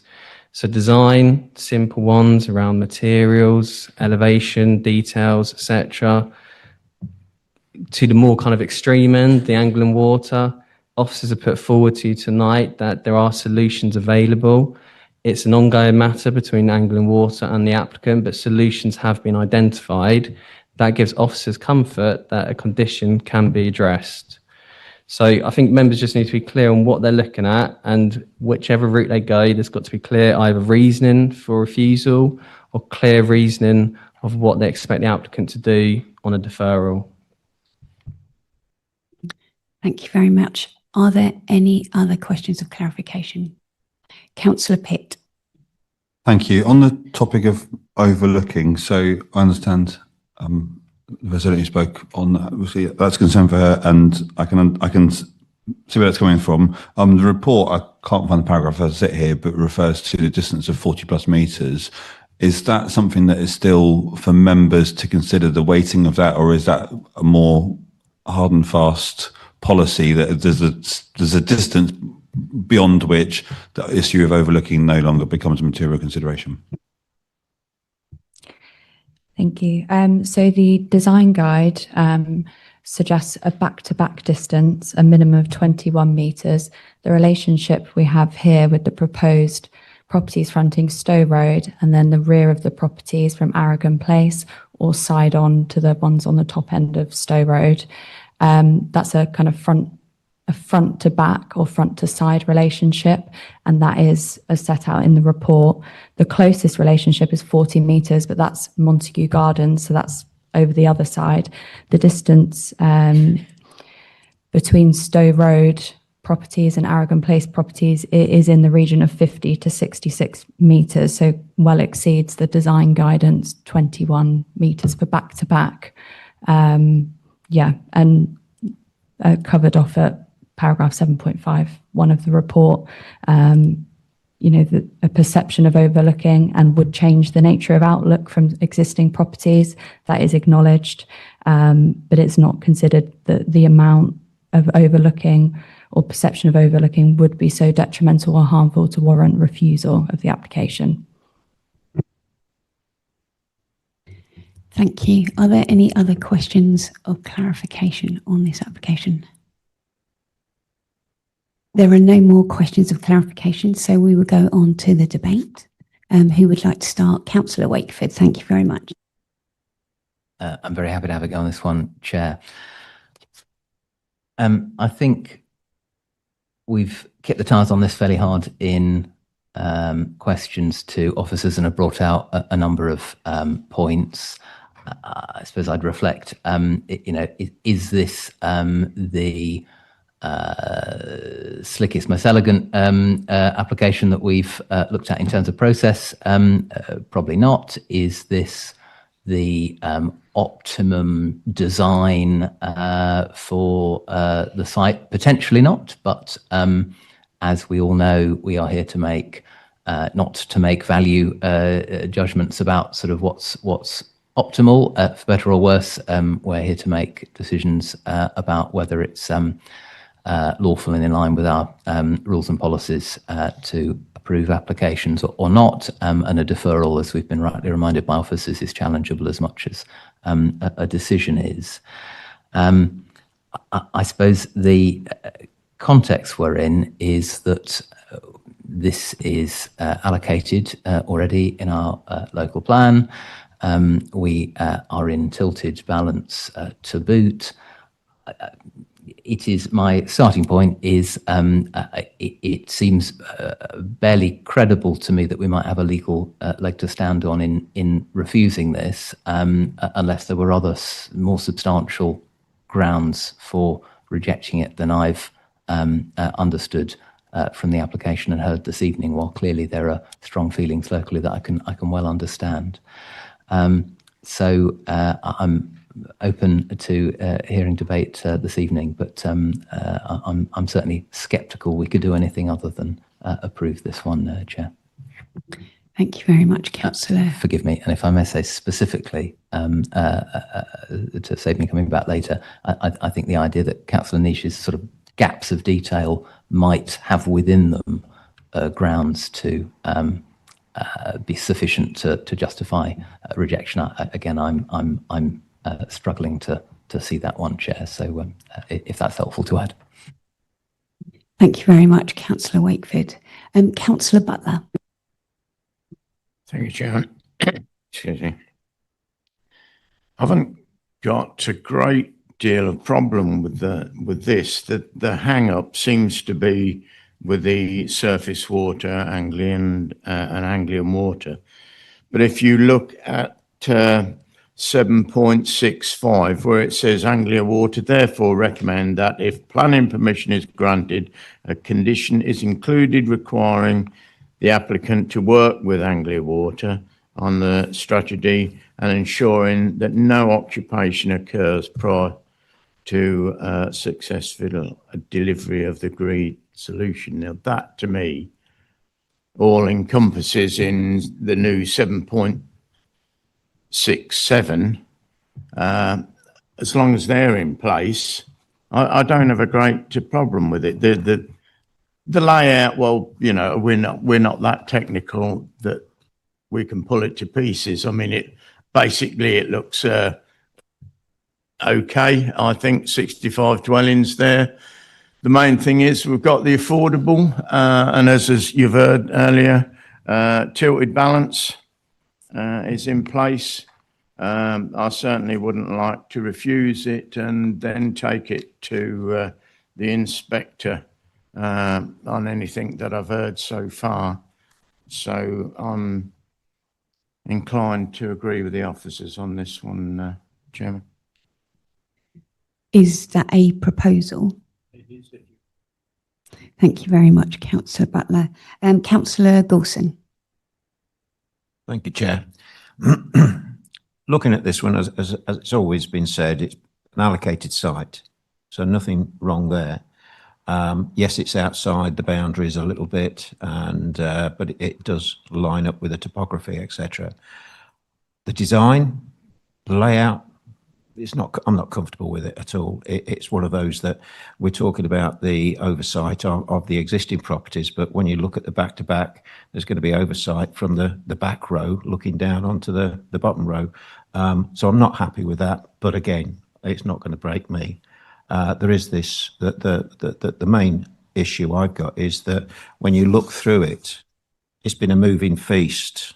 Back in, let's see, June, there was every consultee was throwing back errors or areas of concern. Then in September, October, there's been improvements, but still concern going on there. To my mind, the big one is the water. LP 15 says that the proposal will only be supported where surface water has been considered from the outset as an integral part of the design process. Yes, it is there. And when you look at what's being put in place of 7.67, it talks of there are possibilities, and they are very close to providing that. And so I just think it's been brought to us a little bit early. And for that, I'm minded to go for deferral at this point and bring it back so that we can consider it, because there is quite often it is us as members need to have all of this. We could then have the 106, go through the 106 group, we could have all of that, and we could be have everything sorted, and we could then propose it. I don't think there's a grounds for refusal, but to my mind, I think it's just been brought to us a little bit too early, for my mind. Thank you very much. I've got Councillor Sanderson and then Councillor Jordan. Thank you, Chair. This, I think, debate was actually a lot closer than I had anticipated. I think it's been very good. I do have a lot of sympathy with what Councillor Niche said. There are some gaps, I think, in the representations from some of the statutory bodies. I mean, our conservation officer clearly is not happy with this application at all. And I have to say, I don't think the design is particularly attractive. But I think, as Councillor Butler said, I think we would struggle to appeal if we rejected this application this evening. I think those paragraphs that he outlined, 7.65, 7.67, that's what the Grampian condition is there for. I know the lady, the resident, was very concerned about this, but we've put that measure in place. That's a legal process. It's been tried and tested in the courts. I think the argument about this needing to go to the 106 advisory group, I think that's been answered by Lewis. We're talking about a contribution here of £39,000. There's got to be at least £200,000 before that advisory group would meet.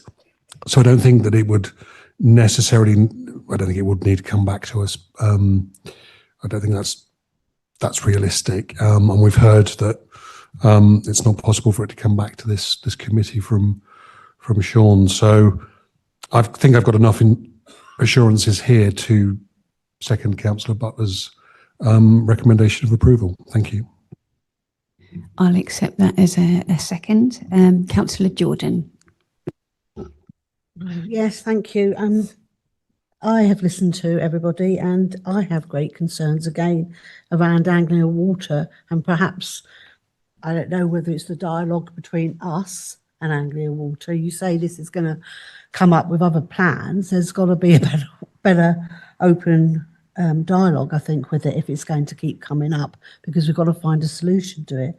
I have grave concerns about the gaps, but I agree that some of them have been answered when it's gone back. I think the key here is going to be the conditions, and that they are made sure that they are implemented, and that a strict eye is kept on it. I agree as well that it's going to be very difficult to struggle for it to go to appeal. I can't see any reason. As I say, I do believe that the conditions that are on, I think there's quite a few, over 30. I think that's going to be the key to this application and the success of it. But I have concerns, perhaps the report did come to us a little bit too early. You know, it was a bit of reading it through. You had to find the people that were objecting to it. Then you had to go back in the report and find, okay, well, they're not quite objecting to it. It didn't read well, I don't think. And I think that's something perhaps that needs to be taken on board. Thank you. Thank you very much, Councillor Jordan. And we will take that back. So next I've got Councillor Niche. Thank you, Chair. Actually, I agree with most of what's been said tonight in the fact that the bulk of it is completely acceptable. And actually, the bulk of it that isn't acceptable can be conditioned. I think my only concern as an authority that we are, who's supposed to make the final decision, I still have concerns on the Anglian water stuff. And I just wonder, I'm not thinking off the top of my head as to whether that specific item on foul and surface water as a condition specifically only comes back to DMC to be looked at with the lead flood authority and maybe Anglian Water so that questions could be asked. I just throw that out there because that's the rest of it. It should pass. There's no aspects on it. I just have concern that on one particular area that we got very limited information on, and we're going to get it for future, I'm sure, as to until such time as some legal case goes towards answering some of those questions, or Anglian Water come up, or Environment Agency come up. It's just a thought. I just have concerns of saying, yes, am I 100% happy? There's lots of other bits which I'm not quite happy on, but that's the only area I say myself that I think I'm not sure we should say yes and approve that, even though I have read 765 and 767. Should we see that, what that actually reads as a DMC, and say, yep, we're comfortable with that, having challenged what those aspects are with Anglian Water and the lead flood authority, that they are happy with that. Thank you very much, Councillor Niche. I now have Councillor Pitt, then Councillor Corney. Thank you, Chair. So the first read of this agenda has struck me as an unusually large number of statutory consultees that have raised concerns. I mean, you know, we don't usually see this number, but I think as this debate has gone on, you know, each one has kind of fallen by the wayside. I understand the point Councillor Niche makes around Anglian Water's concerns, but as far as I understand, they're not a statutory consultee, and actually it's for Anglian Water to resolve that. I don't think it's within the applicant's purview, if that's the right word, to resolve that. It's for Anglian Water to find a way through that. So if we were to defer, I guess I'm looking to my fellow councillors, those that are sort of proposing that we might defer this, what are we asking the applicant to come back with at a future meeting to convince me that that's the right way forward?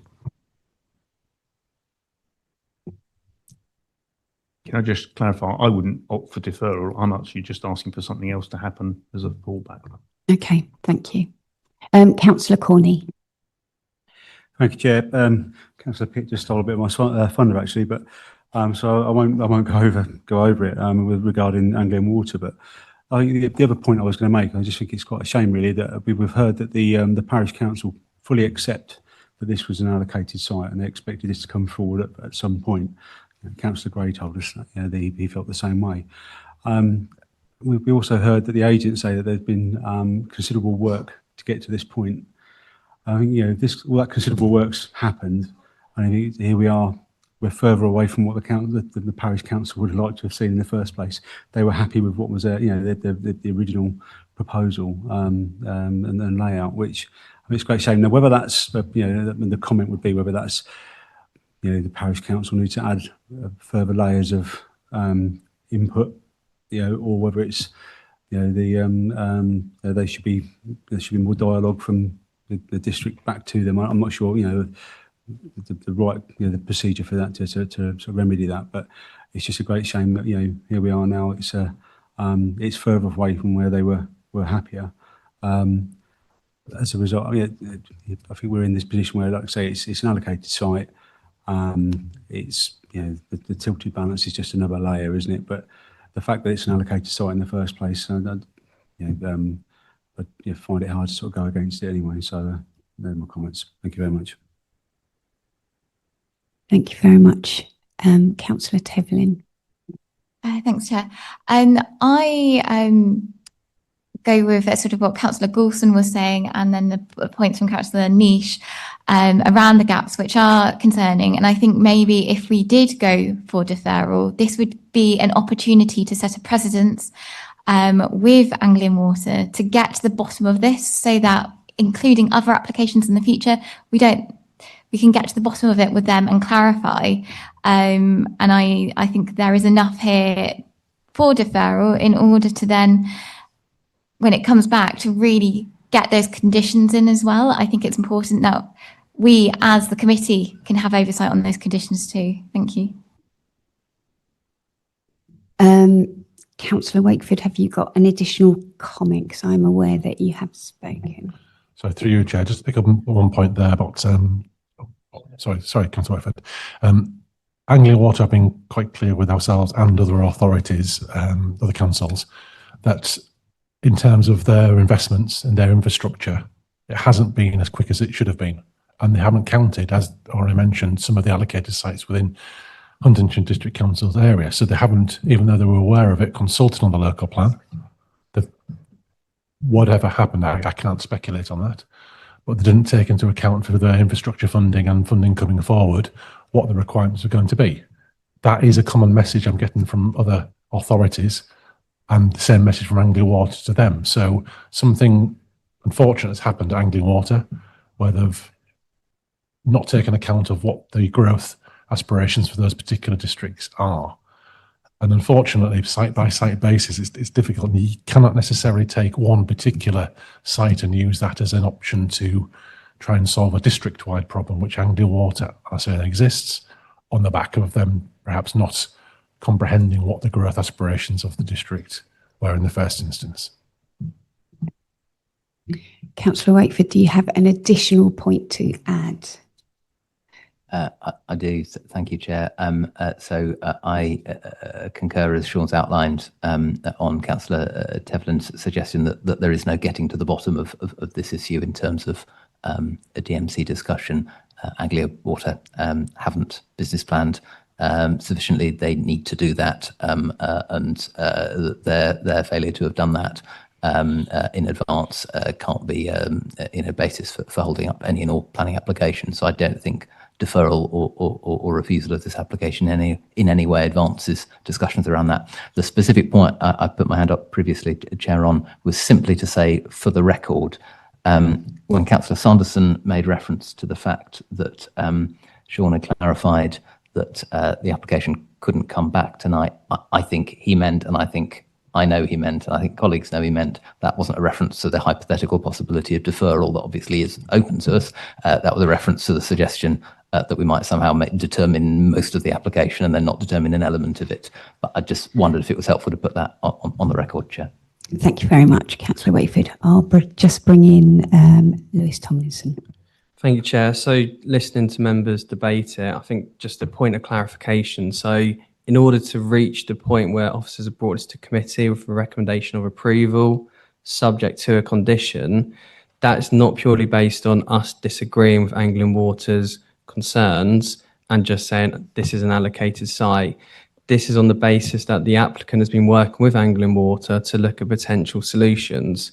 So I'll point you towards paragraph 7.64, and you can see where it outlines potential solutions could include an on-site approach to temporarily retain flows during periods of heavy rainfall, helping the downstream network manage capacity, or an off-site solution that diverts stormwater away from the combined sewer into a suitable ditch or watercourse. So on this particular application, on this site, we do have potential solutions which Anglian Water are in discussion with the applicant on, which has led us to the point of a condition. So picking up on Sean's point, we just have to be very mindful that this application can't be the answer to all other applications. The nature of the objections may differ as well, but I think for this application, we have got potential solutions on the table. And that is part of a discussion that's ongoing with Anglian Water. Hence why the recommendation from officers, which has been amended on the update report, is just allowing us a bit of flexibility to make sure we get the right solution, the right condition for that. So I think just members be very mindful of that. This is not just we've reached this lightly. There's been a lot of discussions to get to this point.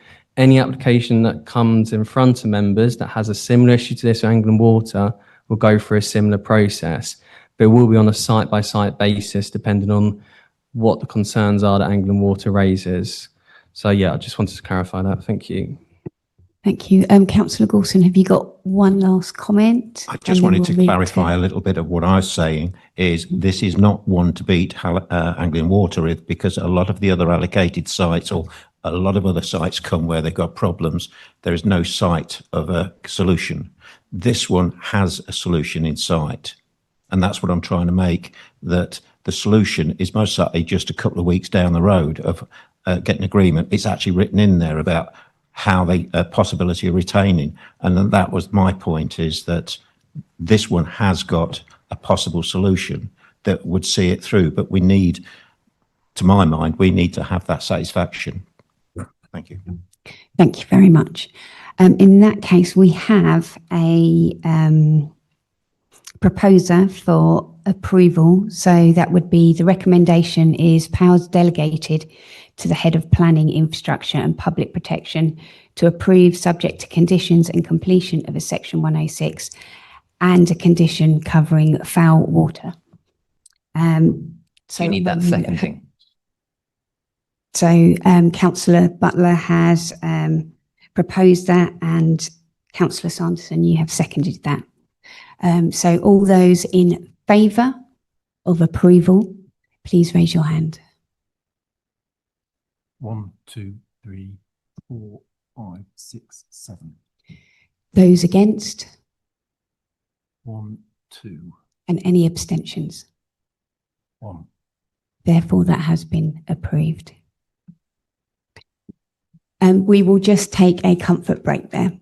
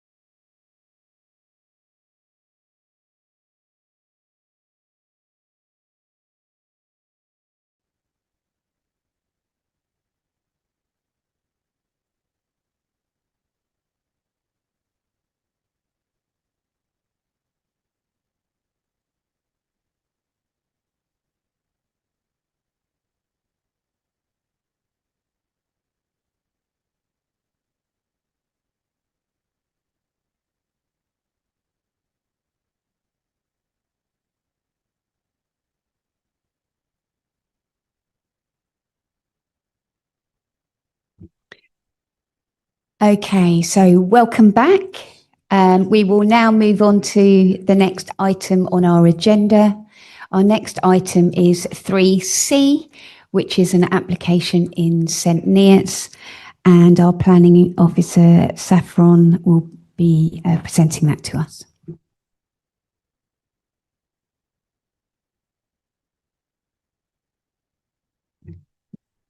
Thank you, Chair. Thank you, members.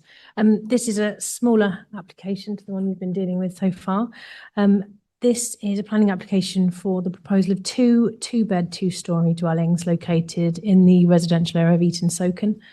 The proposal concerns a corner plot, and the land currently forms the side garden of number 2 Queen's Court. The site has seen several applications, most recently refused scheme for 2 dwellings, which is what we're showing here on this slide. Dismissed at appeal, the planning history of which is detailed at 1.7 of the report and paragraph 4. This slide shows what was previously refused and dismissed. So the scheme before us today is very similar in terms of its footprint. You can see the demolition of two or three outbuildings and the erection of two units in the side garden of the property. These are the floor plans of those units. As you can see, at ground floor, there's a small sort of alleyway jitty to the back of the 2 units. Thank you. And the design has changed slightly from what was previously considered. We've now got a sort of repetition of fenestration and a new bay window. And if you have a look at the side elevation, the applicant has taken on board previous urban design comments with having a more active frontage in the side elevation. And just some photos really to give you an indication of how it will look. This is the application site, so it's number 2 at the end, and it will be a continuation of 2 additional dwellings along to the side of that property there that you can see. Oh, I need my glasses for that one. As you can see, this is looking towards the property, so you can see the end elevation of the property with the I don't see we've got can we got a cursor on there? You can see the cursor. Yeah, so that's where the existing single garage outbuilding is, and we've got this hedgerow and access points. Slightly closer, as you can see, there have been some approved crossovers. So there's one to the left of that photo and one further beyond towards the rear and also to the front of the property. These are existing, and that was detailed in the update to members. Again, these are taken from the submission documents from the applicant, just to give you a better indication of the area and what's there at present. And just a general sort of image of the location. It's quite open. It's got a very similar design in property. Lots of photos for you. The crossover, as you can see at the front of the property, that's also just been recently included. The application is recommended for refusal. The reason being the design of the property has changed marginally. However, the primary concerns in terms of its siting, its massing, its scale, detailing, and it not contributing to the character of the area, not guided by the boundary lines and the boundary treatments. The applicant has taken on board some elements from previous design comments, but fundamentally the size and scale of it is very similar to that's been refused and dismissed already. Obviously, as you know, we're in tilted balance, and whilst this is a sustainable location, and we've got the delivery of 2 houses and the contribution to the economy, the harm is still considered to outweigh the benefits in terms of its poor siting, layout design, cramped overdevelopment, adverse impact on the character of the area, and still visually intrusive. Yeah. so that we have put it forward with the recommendation of refusal. Thank you very much. We have one speaker for this particular application, and that is Simon Richardson, who is the agent.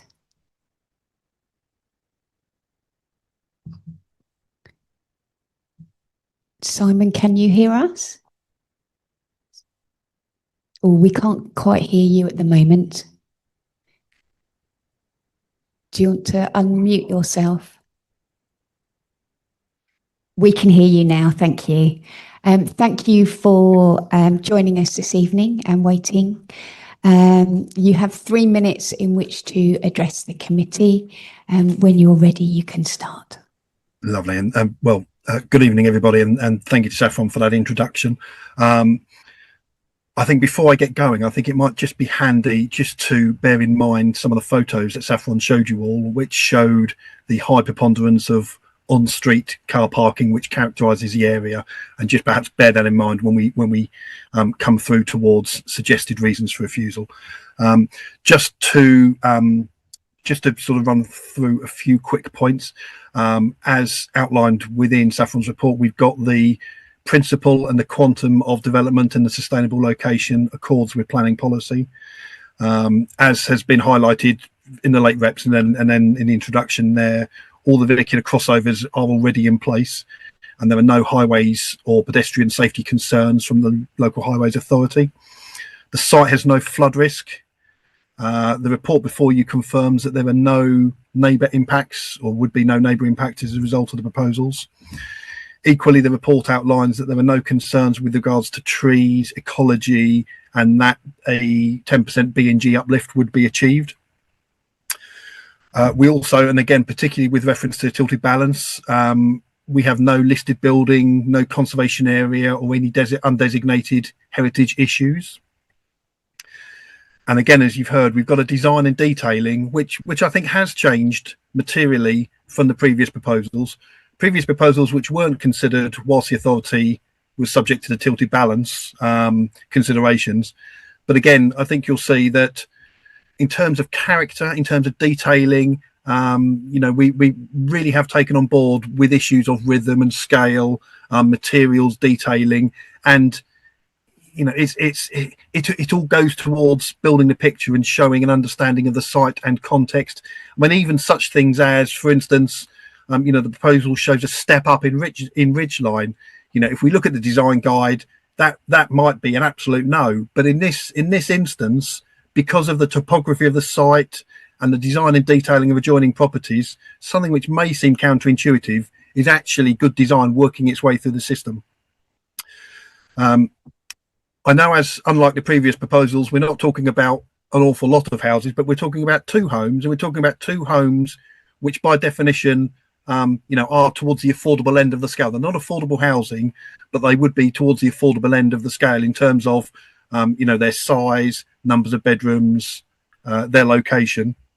And that then brings us back to the MPPF considerations in terms of the tilted balance. The benefits, or some of the benefits, are set out within the report.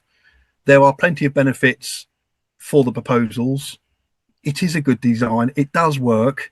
And I just don't see that the suggested reasons for refusal, firstly, are justifiable. But secondly, if we're talking about suggested reasons for refusal which rely on or suggest an over-dominance of car parking, well, I'm afraid that ship has sailed a long time ago. That is very much the character of the site. Plus, the site already has those crossovers in place. Can I just remind you, you've just run over 3 minutes. Okay, I will finish up then. One final point then. Fencing is also raised as an issue, and again, that's eminently appropriate to be dealt with by way of condition. So, conscious I'm over my 3 minutes, I will stop there, but happy to answer any questions. Thank you. Thank you very much. Are there any councillors that have any questions for this particular speaker? There are no questions, so thank you very much for joining us this evening. And we will move on to the next part of this application, which will be questions of clarification for our planning officer. Do we have any questions of clarification for our planning officer? There are no questions of clarification. So we will move on to the debate. Who would like to start the debate? Councillor Sanderson, thank you very much. Thank you, Chair. It seems to me that not much has changed since we last saw this site. I know the application's changed a little bit, but it doesn't seem a great deal has changed, and the previous application was dismissed on appeal, I understand. So I think for me, paragraph 1.9, where it says the siting footprint and scale of the dwellings remains similar to that proposed under the earlier refused application. The garden sizes and access points also remain the same as those previously submitted. That seems to be pretty clear to me, Chair, but I'll happily listen to colleagues' views. Thank you. Thank you very much, Councillor Sanderson. Is there anyone else that wishes to speak? Councillor Butler, thank you. Thank you, Chair. Yeah, I think the officers have got this one right. Overdevelopment, just because there's a bit of open ground on a corner, it doesn't mean to say, oh no, we're in tilted balance, but it doesn't mean to say you've got to fill it. I personally think there's room for one. But when you look at the size, 2, it's almost twice as big as the original house or the house next door. It's just overdevelopment, and we'd all love to put 2 on there if we'd got the site, I imagine, but to me it doesn't fit. But as I say, I'd probably be happy with 1, but not this design. So I'm happy to recommend refusal along with the officer's recommendation, Chairman. Thank you. I will take that proposal for refusal. Councillor Corney. Thank you, Chair. I completely agree with Councillor Butler. I think if instead of being 1 there, I think we probably wouldn't have been having this conversation here tonight. Yeah, I'm more than happy to second Councillor Butler's proposal. Thank you. I'll take that as a second. Is there anybody else that wishes to contribute to the discussion? No, in that case, sorry, Councillor Wakeford. I was only going to make one observation, Chair, if you'll indulge it. I think the applicant, or the agent on behalf of the applicant, may even appreciate that point around cramped space as well, with the reference to being at the affordable end of the spectrum while not being affordable. I think we are in tilted balance. We do need houses, so that is an element materially that's different to when we looked at this before. But with building houses that are acceptable and meet our on all standards is, I think, something we should be expecting anyway. So I'll be voting with the proposal that's on the table. Unless Councillor Niche says anything groundbreaking that changes my mind. Councillor Niche. Yeah, I'm not going to delay it much longer. I do agree with Councillor Butler there. I think the listening might help for progressing this. I'd also like to say, as I always do, unless it's Councillor Wakeford gets in before me, it's just disappointing that the reason it's here before us is because the town council weren't happy with it, but they haven't explained to us here as to why they were. So have another go at St Neots Town Council and any other parish councils that don't attend. Are there any other councillors that wish to add to the discussion? Councillor Pitt. Sorry, Chair, I will make a small speech in reference to the town council. I was on this committee, on the planning committee for the town council. I think part of the problem, I don't want to presuppose what their decision was on this particular application, but I know they see a lot of applications. I think there's a dozen in that meeting, and to support an application is almost a default, and it may be they don't get the professional advice that obviously this committee does. And so the fact they're not here today perhaps leans into that, if they had more detailed information, they may have come to a different view. I don't want to speculate any more than that, but the fact they're not here to back up the view of the planning committee, I think, is possibly telling. Chair, you might wish to, I think it's implicit in what Councillor Pitt said, but you might wish to invite him to clarify whether having sat on the planning committee was a reference to having sat on it while it discussed this item. I think it's clear that's not what was meant. It was in the past, but again, just for the record. Thank you. Councillor Pitt. I'd happy, yeah, so I haven't seen this particular application before. Thank you. Thank you very much. In that case, we will go to the vote. We've had a proposal of refusal from Councillor Butler, which has been seconded by Councillor Corney. All those in favour of refusal, please raise your hand. 1, 2, 3, 4, 5, 6, 7, 8, 9, 10. That's unanimous, so that has been refused. We will now move on to our next item on the agenda, which is item 3E. We will hear one presentation, but we will need to make 2 votes, one for the full application and one for the listed building consent. Our planning officer, Kevin Simpson, will present that to us when he's ready.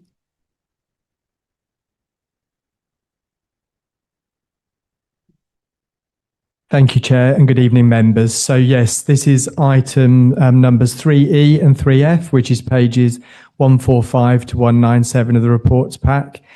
And is presented to the Development Management Committee as the recommendation of refusal is contrary to that to the Parish Council. As Councillor Mickleborough just touched on, each item you're going to see requires individual determination here. So the full application, which you will see first, considers both the heritage impacts and material planning considerations, such as parking, impact on trees, flood risk, and so on, where it's appropriate. Whereas the listed building consent application will only consider heritage impacts and works which do not require planning permission. So, for example, interior works to a property. It does, however, allow consideration of impact on protected species, such as if there's bats in a unit, but that wasn't a consideration here and has been dealt with in the full application. So as set out as sections 8.1 and 8.2, the recommendation of refusal is based upon harm to the character of the area, the conservation area and the listed building. And insufficient detail has been provided to allow officers to assess the impact on trees. So just going through the slides now to show you. So that first slide shows the location plan edged in red, and the land edged in blue is also within the ownership of the applicant. That's a constraints plan, so you can see that the building is grade 2 listed. The listing excludes the toilet block that you can see there in orange just under the word old there, and that wasn't included, and nor was the rear boundary wall. As you can see, there are other listed buildings shaded pink within the setting, and the hatching shows the extent of the conservation area. There's an aerial image of the site, so you can see the current arrangement and the rear projections of the building there, and the toilet block, I think you can see quite clearly adjacent to that tree. That's an existing block plan of the site, again, representing all of the individual elements.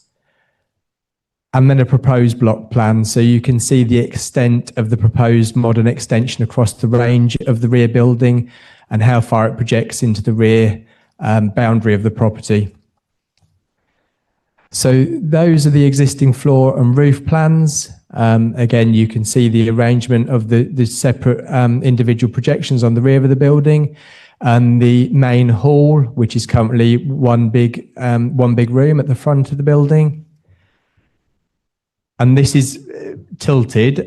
So this is, I've got a side-by-side plan in a second. So that shows the main hall is now to the right of the picture. So you can see that that's been separated into 2 rooms. And then you've got the range of extensions along the rear of the property and then extending back. And the picture on the right is the proposed mezzanine level there. That's a side-by-side plan, so you can compare the both in the same direction. So again, you can see the level of the extent of the rear projections and how deep they go and what's proposed on the right-hand picture. Existing elevations.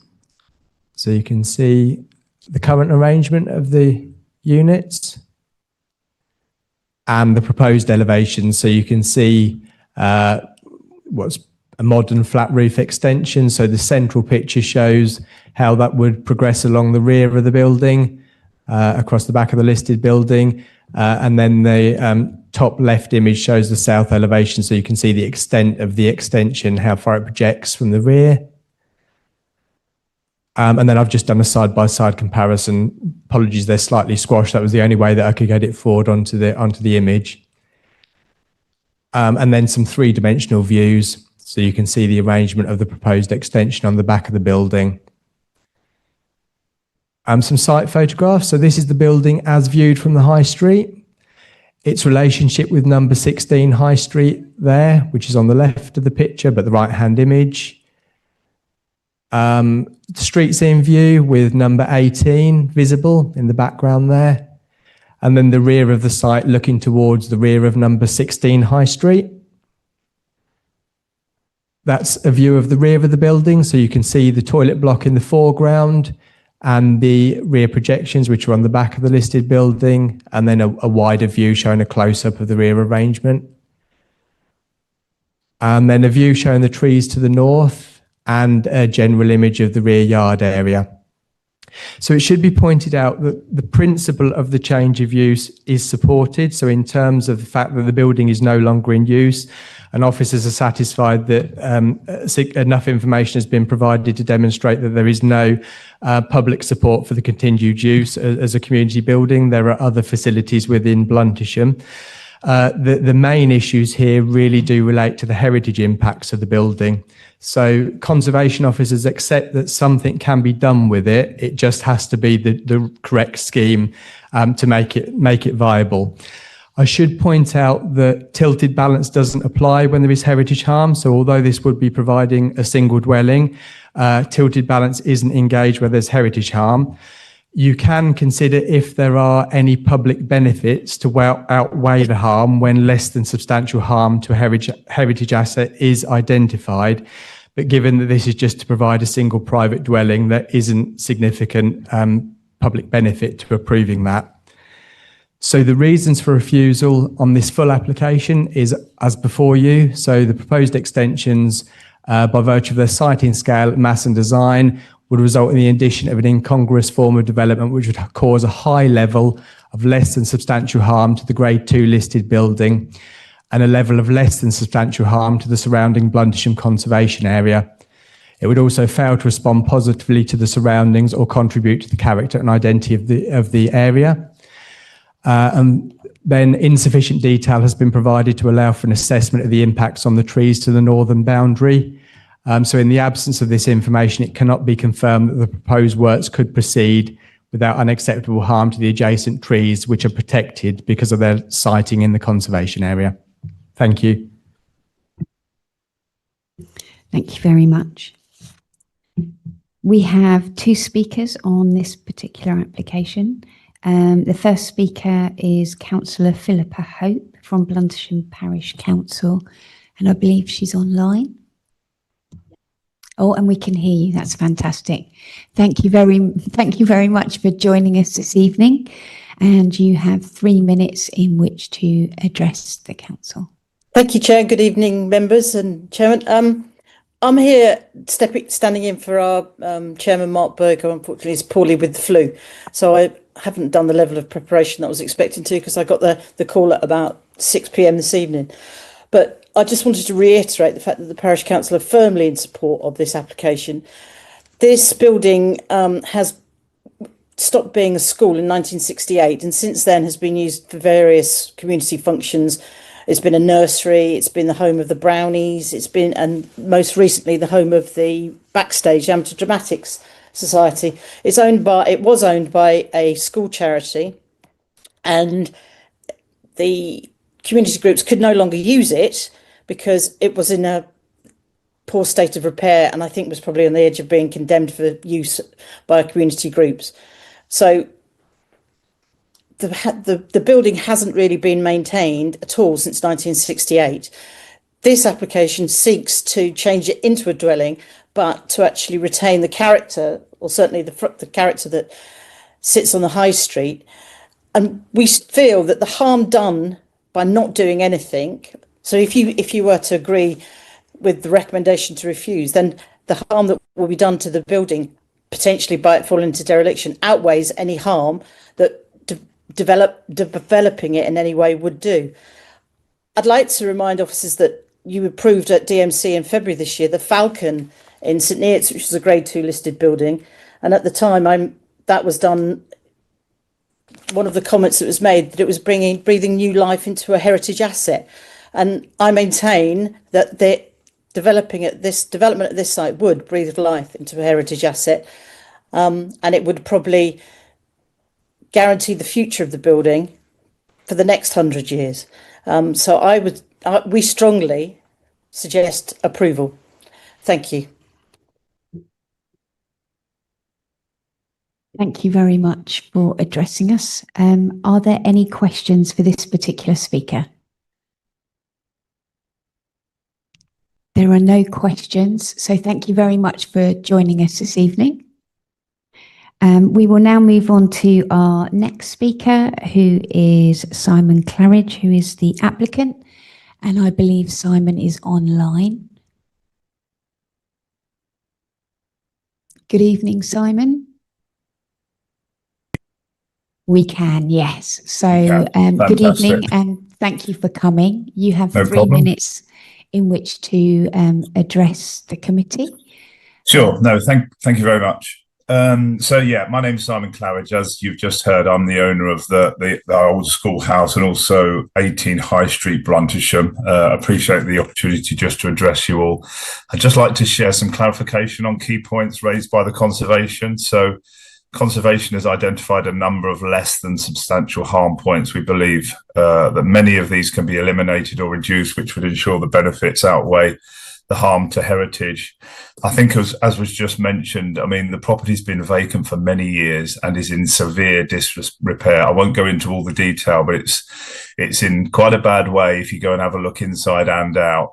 It's suffered significant vandalism recently and an attempted arson as part of that vandalism, which has accelerated its decline. And I think without him, I would totally agree, without intervention, the important heritage asset does face further deterioration. What we're looking to do is to restore and repurpose this building into a sustainable family home and preserve the character and secure its optimal viable use. If I just take the conservation concerns one by one, and I'll try and be as quick as I can, but the retention of the historic fabric, I mean, we're going to retain as much as we possibly can if we're given permission to develop this and reduce the extent of substantial harm. This can and will include the roof structures and the retention of the main beam above the mezzanine and open character of the main hall. The clock mechanism, the coat of arms, the original doors in the main hall will be restored rather than removed. In fact, we want to rebuild all of the doors, and approximately 3 or 4 of the concertina doors in the main room will need to be completely rebuilt if they've been damaged by and then left outside to rot. The other doors have been damaged by vandals, so they will need to be repaired. All of the glass will need to be repaired, which we intend to do. It's mentioned in conservation the existing windows to the infant's room will be internalised as part of these proposals, which is absolutely agreed, but the openings can be left open, which we plan to do, and the historic glazing retained and not lost. Unfortunately, there is significant repair work to do to these because the vandals have not only smashed the glass, but they've damaged the glazing bars, so they will need to be repaired. The infant's room will be subdivided to form a bedroom, ensuite and corridor with toilet. It has an original chimney breast in that was used to heat the room. This can be retained if necessary. So the retention of the chimney and the open windows will help prevent loss of historic fabric. We don't understand, and it's rejected, that the views to the chimney stack and the side elevation of the infant's room will be lost or eroded. They won't. The educational classroom will require a partition for a bedroom and mezzanine floor, which are reversible, and the open plan nature of the mezzanine allows for the full extent of the room to be visible still. In addition, it's our desire and intent to retain the roof structure and main beam, as I've already just said. We do acknowledge there is a lack of detail in the proposal for things like insulation and flooring, which we will provide. It was just sort of trying to get approval in principle, and we thought that would be part of building regulations. Also mentioned was the boundary wall and front wall and railings. We recognise that. that you've gone beyond 3 minutes. Could you just finish up in a sentence? Okay, yeah. I mean, there's some other bits that which I could mention. I suppose, yeah. Just in summary, we do believe that there are public benefits in securing this long-term listed building, and if it can be approved with conditions, it would be a suitable compromise, I think, and we would work with conservation to ensure the historic nature was retained. Thank you very much. Thank you very much. Are there any questions for this particular speaker? There is a question. Councillor Niche. I know he spoke for a long time, so he was probably going to cover it in his minute number 6. It was just one that it was going to be a question to the officers, but I'll ask here, and it might well be answered by the officers. There's an objection to insufficient detail to assess the impact of the development on the trees on the neighbouring sites. I suppose the question is, are you looking at removing the trees? Because I haven't managed to see the rear for obvious reasons, so I didn't know which trees they were talking about, which was one of my questions. But for you, are you expecting to have to remove a number of trees to the rear? No. There's a large hazel tree that I think you saw in one of the pictures that's overhanging of what would be the garden of the old playground. We've recently just had that reduced in size after permission from conservation. That's been done. That will remain in 18 High Street. It sort of sits just a couple of metres into the garden of 18 High Street. That's the main tree on that side. There's then a sort of a large fern tree on the left-hand side of the garden as you sort of look out from the old schoolhouse towards the tennis court that you saw. That doesn't sit within the boundaries. That sits outside of the boundaries and is across the other way from any development. So, that's not our tree to do anything with. That sits with 16. Obviously, 18, the tree will remain. So there's going to be, well, I mean, I'm no expert, but there's going to be no damage to these trees or desire to remove them. Thank you very much. We have another question from Councillor Gawson. Thank you. Thanks for what you've said so far. My concern is one of parking, and obviously with this, I'm just looking to see what your thoughts are on parking with a development of this size, sort of thing, or a house of this size. Sure. The development is for my daughter, and the 18 High Street. We have significant parking, a really quite large drive there, which they would plan to park in. Quite interestingly, the street is used for significant parking quite often, because quite opposite we've got the church. And so frequently during the week and at weekends, there's a lot of parking there. There's also a little lay-by by the church that people use to park in as well. But there isn't an opportunity to create a driveway as such. So it would be parking on the road or parking at 18 High Street. But I mean, it's used frequently along that road. Parking is, I mean, you've always got people parking there, particularly when, as I've already mentioned, when the church has got a function on, and I assume that was the case when it was a nursery. Thank you very much. Are there any other questions for this speaker? There are no other questions, so thank you very much for joining us this evening. No problem. Thank you. Thank you. We will now move on to questions of clarification for our planning officers. Are there any questions? Councillor Corney. Chair, the tree works, that sort of thing, is that something that can be conditioned? Thank you. So just to touch on that point, I don't think the necessary concern was about the removal of any trees. It was that we couldn't determine that any works wouldn't fall within the root protection areas. So the simple answer to your question is it's not something that we can condition. If we've got information to work on, we can, for example, look at something and say, actually, we can be satisfied the development can go ahead without harming the trees, subject to us conditioning tree protection plans and things like that. But without an arboricultural impact assessment, which assesses what the quality of the trees are, the age, the health, what categorisation they would be, the diameter of the tree, the size of it, we don't know how far those root protection areas need to be in order to condition that tree protection plan. So the arboricultural officer has reviewed it and said on that basis, he can't categorically say that the development you see before you could go ahead without harming the trees. Councillor Niche. You semi-asked the question already, but I believe you got a picture which shows the trees. I suppose my question coming back to your answer just now is, can we condition that a tree protection plan is put in place? I know it's just one of the items, but you've almost said no, but I can't quite understand why we couldn't condition a tree protection plan in place to ensure that no roots be damaged in construction. Yep, no problem. So thank you, Councillor Niche. So I think what the issue is, we haven't got sufficient detail to know that the works that are proposed wouldn't fall within the root protection area. So when you're looking at a tree protection plan, you're looking at avoiding harm to the roots. So when you've got the arboricultural impact assessment, for example, it would provide the information about the age, the scale of the tree and so on. And that would allow the arboricultural office to determine what the root spread would be. So we can't approve a development that might be harmful to trees because the condition for the tree protection plan might not ever be able to be realised, because if the roots spread too far into the footprint of the building, putting protective fencing around it, etc., isn't going to make any difference, because you'd have to be doing the works within the root protection area because we'd approve the development, if that makes sense.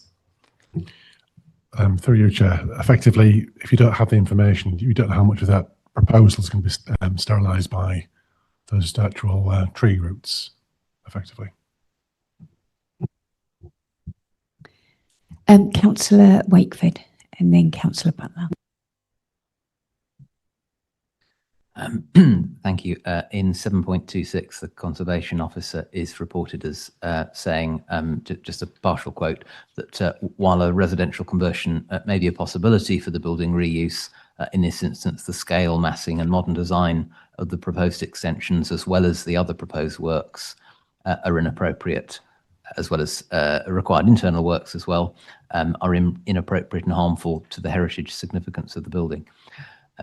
I think we heard really positively from the applicant that they found willing to engage further with heritage conservation professionals in the council to find a version of the application that can be acceptable. But to my reading, that fairly broad list of changes isn't obviously amenable to specific conditionality we might propose, because it sounds to me like that's really describing a different application to the one that's before us. I just wonder if I can sense check with officers that I'm not missing something, that there might be some conditions that we could plausibly contrive tonight that might address the heritage harm. Yeah, sorry, through you, Chair. I'll beat Kevin to the actual button. I mean, effectively, the extent or the scope of those changes that are needed go beyond the realms of a simple condition to require material or a detail of a window. Effectively, it cuts to the heart of the proposal, I'm afraid. Thank you, Councillor Butler.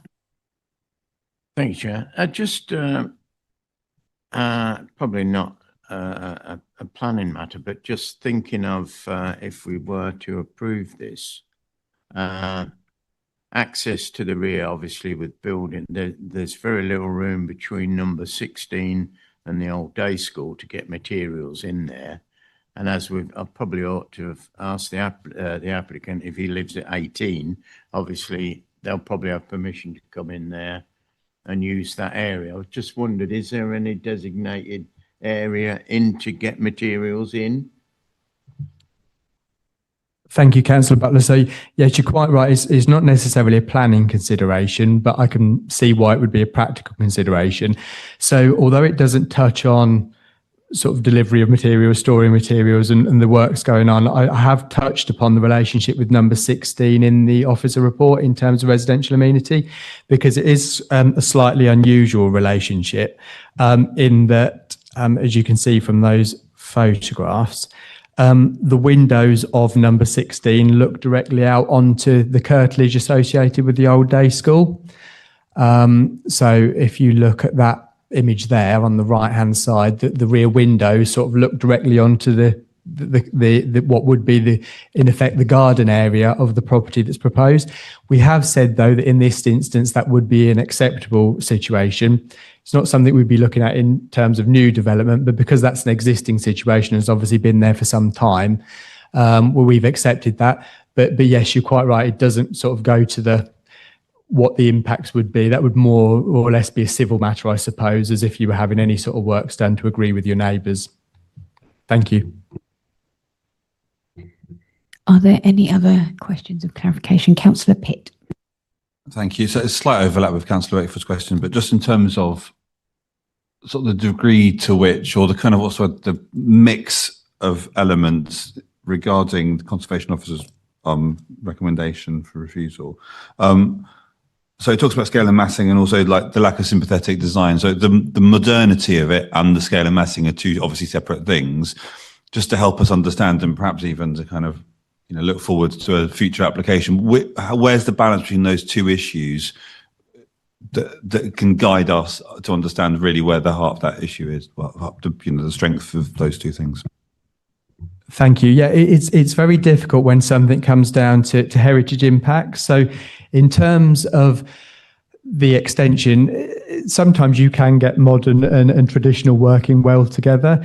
I think, as Sean touched upon, there are so many issues here. It is the massing of the extension, sort of, in my view, covers the entire, so you don't appreciate the listed building any longer. If you view that listed building from the rear, it's covered by a modern extension. You've not got the opportunity to view it in the same way, which is the way conservation will look at it. So when you're talking about the scale and massing, you're looking at something a little bit more modest that still allows for the original building to be appreciated. And then I think it touches upon other elements that would, like the loss of historic fabric, etc., to facilitate the conversion to habitable accommodation. So the elements that would need to be removed in order for the extension to be added, the loss of windows, glazing, etc., and those sort of things. So that's what you're looking at with the full application. And then the listed building consent, as I touched upon at the beginning, deals with the internal works, which the applicant mentioned, sort of the subdividing the room, the installation, the mezzanine floor, which the Conservation Officer set out separately. Does that help? Thank you. Councillor Goulson. Just coming back to the trees and the tree roots, etc., would it be possible to condition that an arboricultural assessment, impact assessment, is part of that, and it's got to be agreed and developed? Would that be something that would alleviate that part of the issue?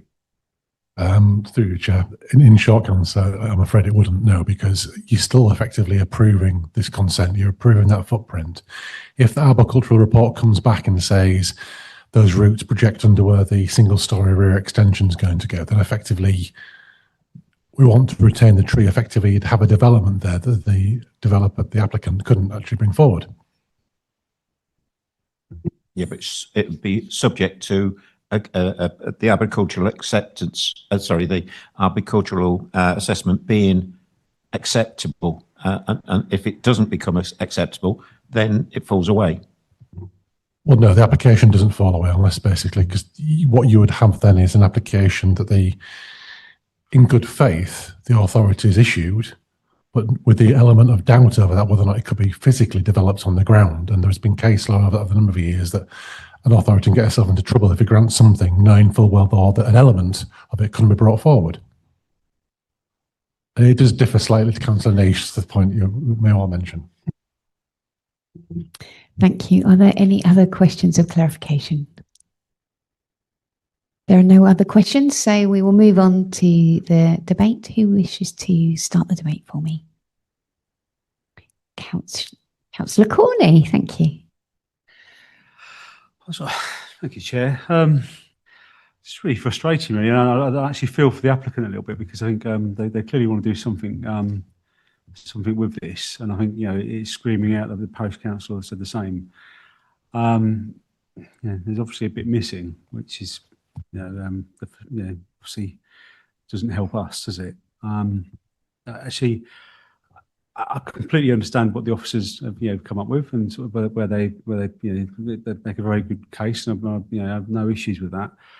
Well, that's probably not strictly true, but you look at it from the front of the property, and I think if we were going to put something hideous on the front, and then it's everybody's going to see that, I'd completely respect that. It's not going to work. But what we're putting on is around the back, and we just heard about looking from the back, it's changing it.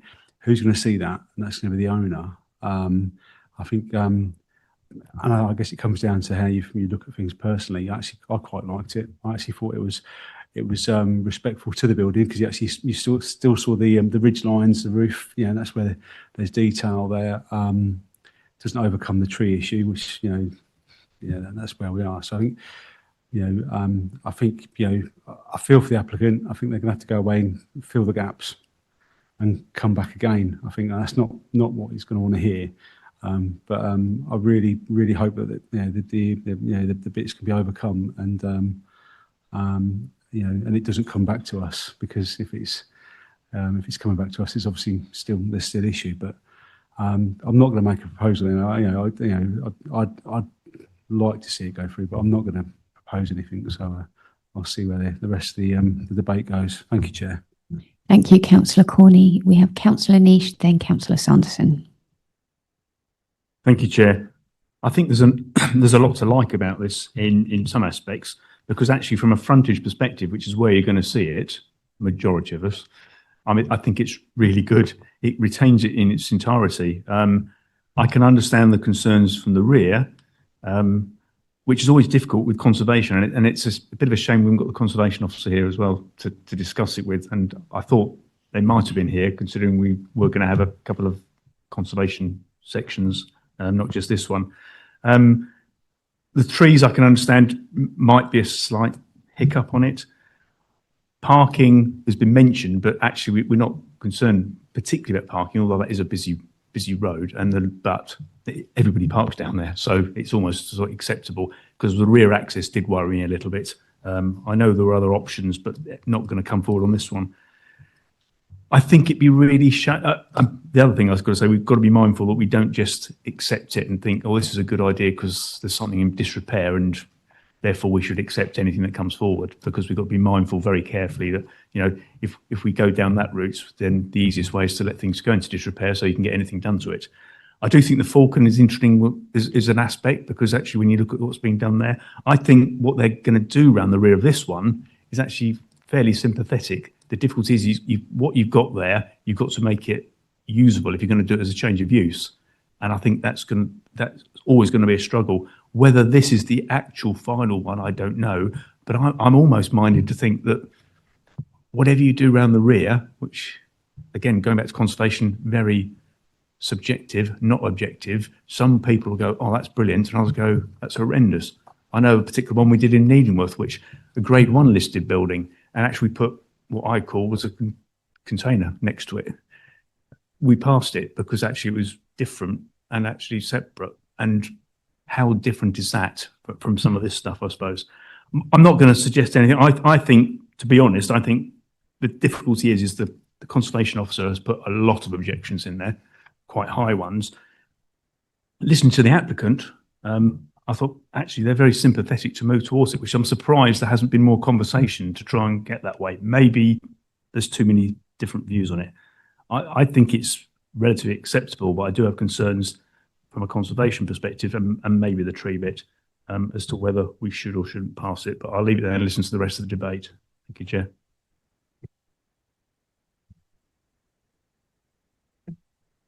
Councillor Sanderson. Thank you, Chair. I do have a certain amount of sympathy with the applicant as well, but I don't think we're saying that the principle of turning this into a dwelling is unacceptable in any circumstance. But I think if we look at paragraph 7.26, Conservation Officer recognises long-term future of the building needs to be secured. Yes, there's an eyesore, vandalism, etc. Not good. And it may be a possibility for a residential development. The the scale, massing, and modern design of the proposal extensions are not acceptable. They're inappropriate, and as Kevin said in his remarks, sometimes modern and traditional can work, but I don't think in this case it has. Let's also be mindful of the fact that it's going to be a private dwelling, so there won't really be any, in fact, there won't be any public benefits for this. They'll be very limited. If this was restorative works to return the building to public use, that obviously would be somewhat different. So, Chair, I'm happy to propose that we refuse this application. Thank you. I'll accept that proposal. Councillor Goulson and then Councillor Butler. Thank you, Chair. Now, looking at this one, it does sound like the applicant is really trying to be very sympathetic with it. Again, when you look at the outside of the building from the front, it's got quite a bit of work to do. There's a lot of blown bricks, etc. that he's got to repair and get that in. And it does seem he's on board with making this so acceptable and working with the consultation, with the conservation team and making it acceptable. But it's turning what is a school into a dwelling. You are going to have some structural alterations that will you always meet all of the conservation team's requirements. You're going to have some flexibility. And to this end, I do think that I'd like to give the applicant a bit of strength that he needs to just work a little bit further with the conservation team and get some sort of strength here to get this going, because to lose something as good as this it isn't a shame in a village. We do need to get these buildings up and operational and still a living asset, because whilst it's not lived in, it is a depreciation asset to the community. And when you look at the conservation officers conclude that the impact on the listed building would result in a high level of less than substantial harm. So I think there is harm, but it's less than substantial. I think the big thing is about the tree roots and getting that seen too, and mostly going away and coming back and getting this. And I think it could be delivered, but I do think there needs to be a bit of sway on this, and the aspect is just going to be the front that everyone will really see. You're not going to go into the back garden because you can't. I was struggling how you got round there, but it does sound like there is an option. Councillor Butler. Thank you, Chairman. Yeah, it's a difficult one, this, because it's a lovely building. Admittedly, we've not been inside. We don't know the condition of it, the state of repair. Obviously, it's going to take a fair chunk of money to put it into a livable condition. It's been, I won't say empty for 50 years, but it's not really been used to its full extent for that amount of time. And I see the parish's point of view as an opportunity to get a lovely old building back into use. Had it not been for so many of the things against it, I mean, I quite like the design at the back. It's rather large, obviously, but it's quite low and secluded. And if anyone's out the back, they'll see the roof and the old chimney stack or whatever. So, you know, I'm not swayed to go against the officers, but I do think they're trying to do too much with this as far as, you know, four bedrooms is going to be quite a big extension, a big building, 4-bedroom, 3 or 4 cars, you know, parking, there's no official parking for it, only on the street, in the churchyard. So, you know, it's got quite a lot against it as for being that big. But I would have thought the way forward is, as we've heard from Councillor Sanderson, is we refuse it, let them go back, talk to the officers, try and get some sort of agreement on what they want to do, and you know, I'd hate to think that the parish is going to lose the applicant, you know, because probably without him, there's no one. Probably it will fall into disrepair. So that contact with the applicant needs to be maintained and work together to come up with a design that suits all. And I think that can be done. But, you know, as I said, there's too much against it at the moment with conservation, but that can be worked out. But probably drop a bedroom off, and that would be my way forward. So, although I don't want to put the applicant off, please carry on. But I will second Tom's proposal and hope that what I've suggested is a way forward to preserve a lovely old building. Thank you, Chairman. Thank you, Councillor Butler. I'll accept that as a second for refusal. Councillor Wakeford. Thank you. Yeah, I took the parish council's contribution as less an argument for this very specific scheme and more an argument for the principle of doing something to this building. It didn't engage with the specific harms, but absolutely we can understand where they're coming from, and I agree with others who've spoken, as well as I intimated in my question of officers earlier. The approach of the applicant from what we've said around the willingness to work further sounds commendable. Like Councillor Butler, I hope we don't lose them as an opportunity to do something to address this building. But you know, the Old Falcon was referenced earlier. Of course, the Old Falcon had applications refused, partly on heritage grounds, and an awful lot of work was put in liaising with our conservation officers in order to come up with a proposal that was capable of approval. And it sounds like that's the bit, albeit on a rather smaller scale, that still needs to happen. So I can go with colleagues around the table. I don't think we can do anything other than refuse here, but you know, in the hope that an application comes forward in future on this site. Thank you very much, Councillor Wakeford. Is there anyone else that wishes to contribute? Councillor Pitt. Only just to say that Councillor Butler's pretty much summed up my view entirely. So rather than repeat it, I just want to add weight to his summary. Thank you very much. Are there any other councillors that wish to speak? In that case, we will move on to the first vote, which will be for the full application. So we have a proposal of refusal from Councillor Sanderson, and which has been seconded by Councillor Butler. Are we all agreed that, do we all, can you, sorry, that reset there. Okay, so we have a proposal of refusal. All those who wish to refuse, please put up your hand. 1, 2, 3, 4, 5, 6, 7. And those against refusal? And any abstentions? 1, 2, 3. So that has been refused. Councillor Sanderson and Councillor Butler, are you happy to propose and second for the listed building consent as well? Okay.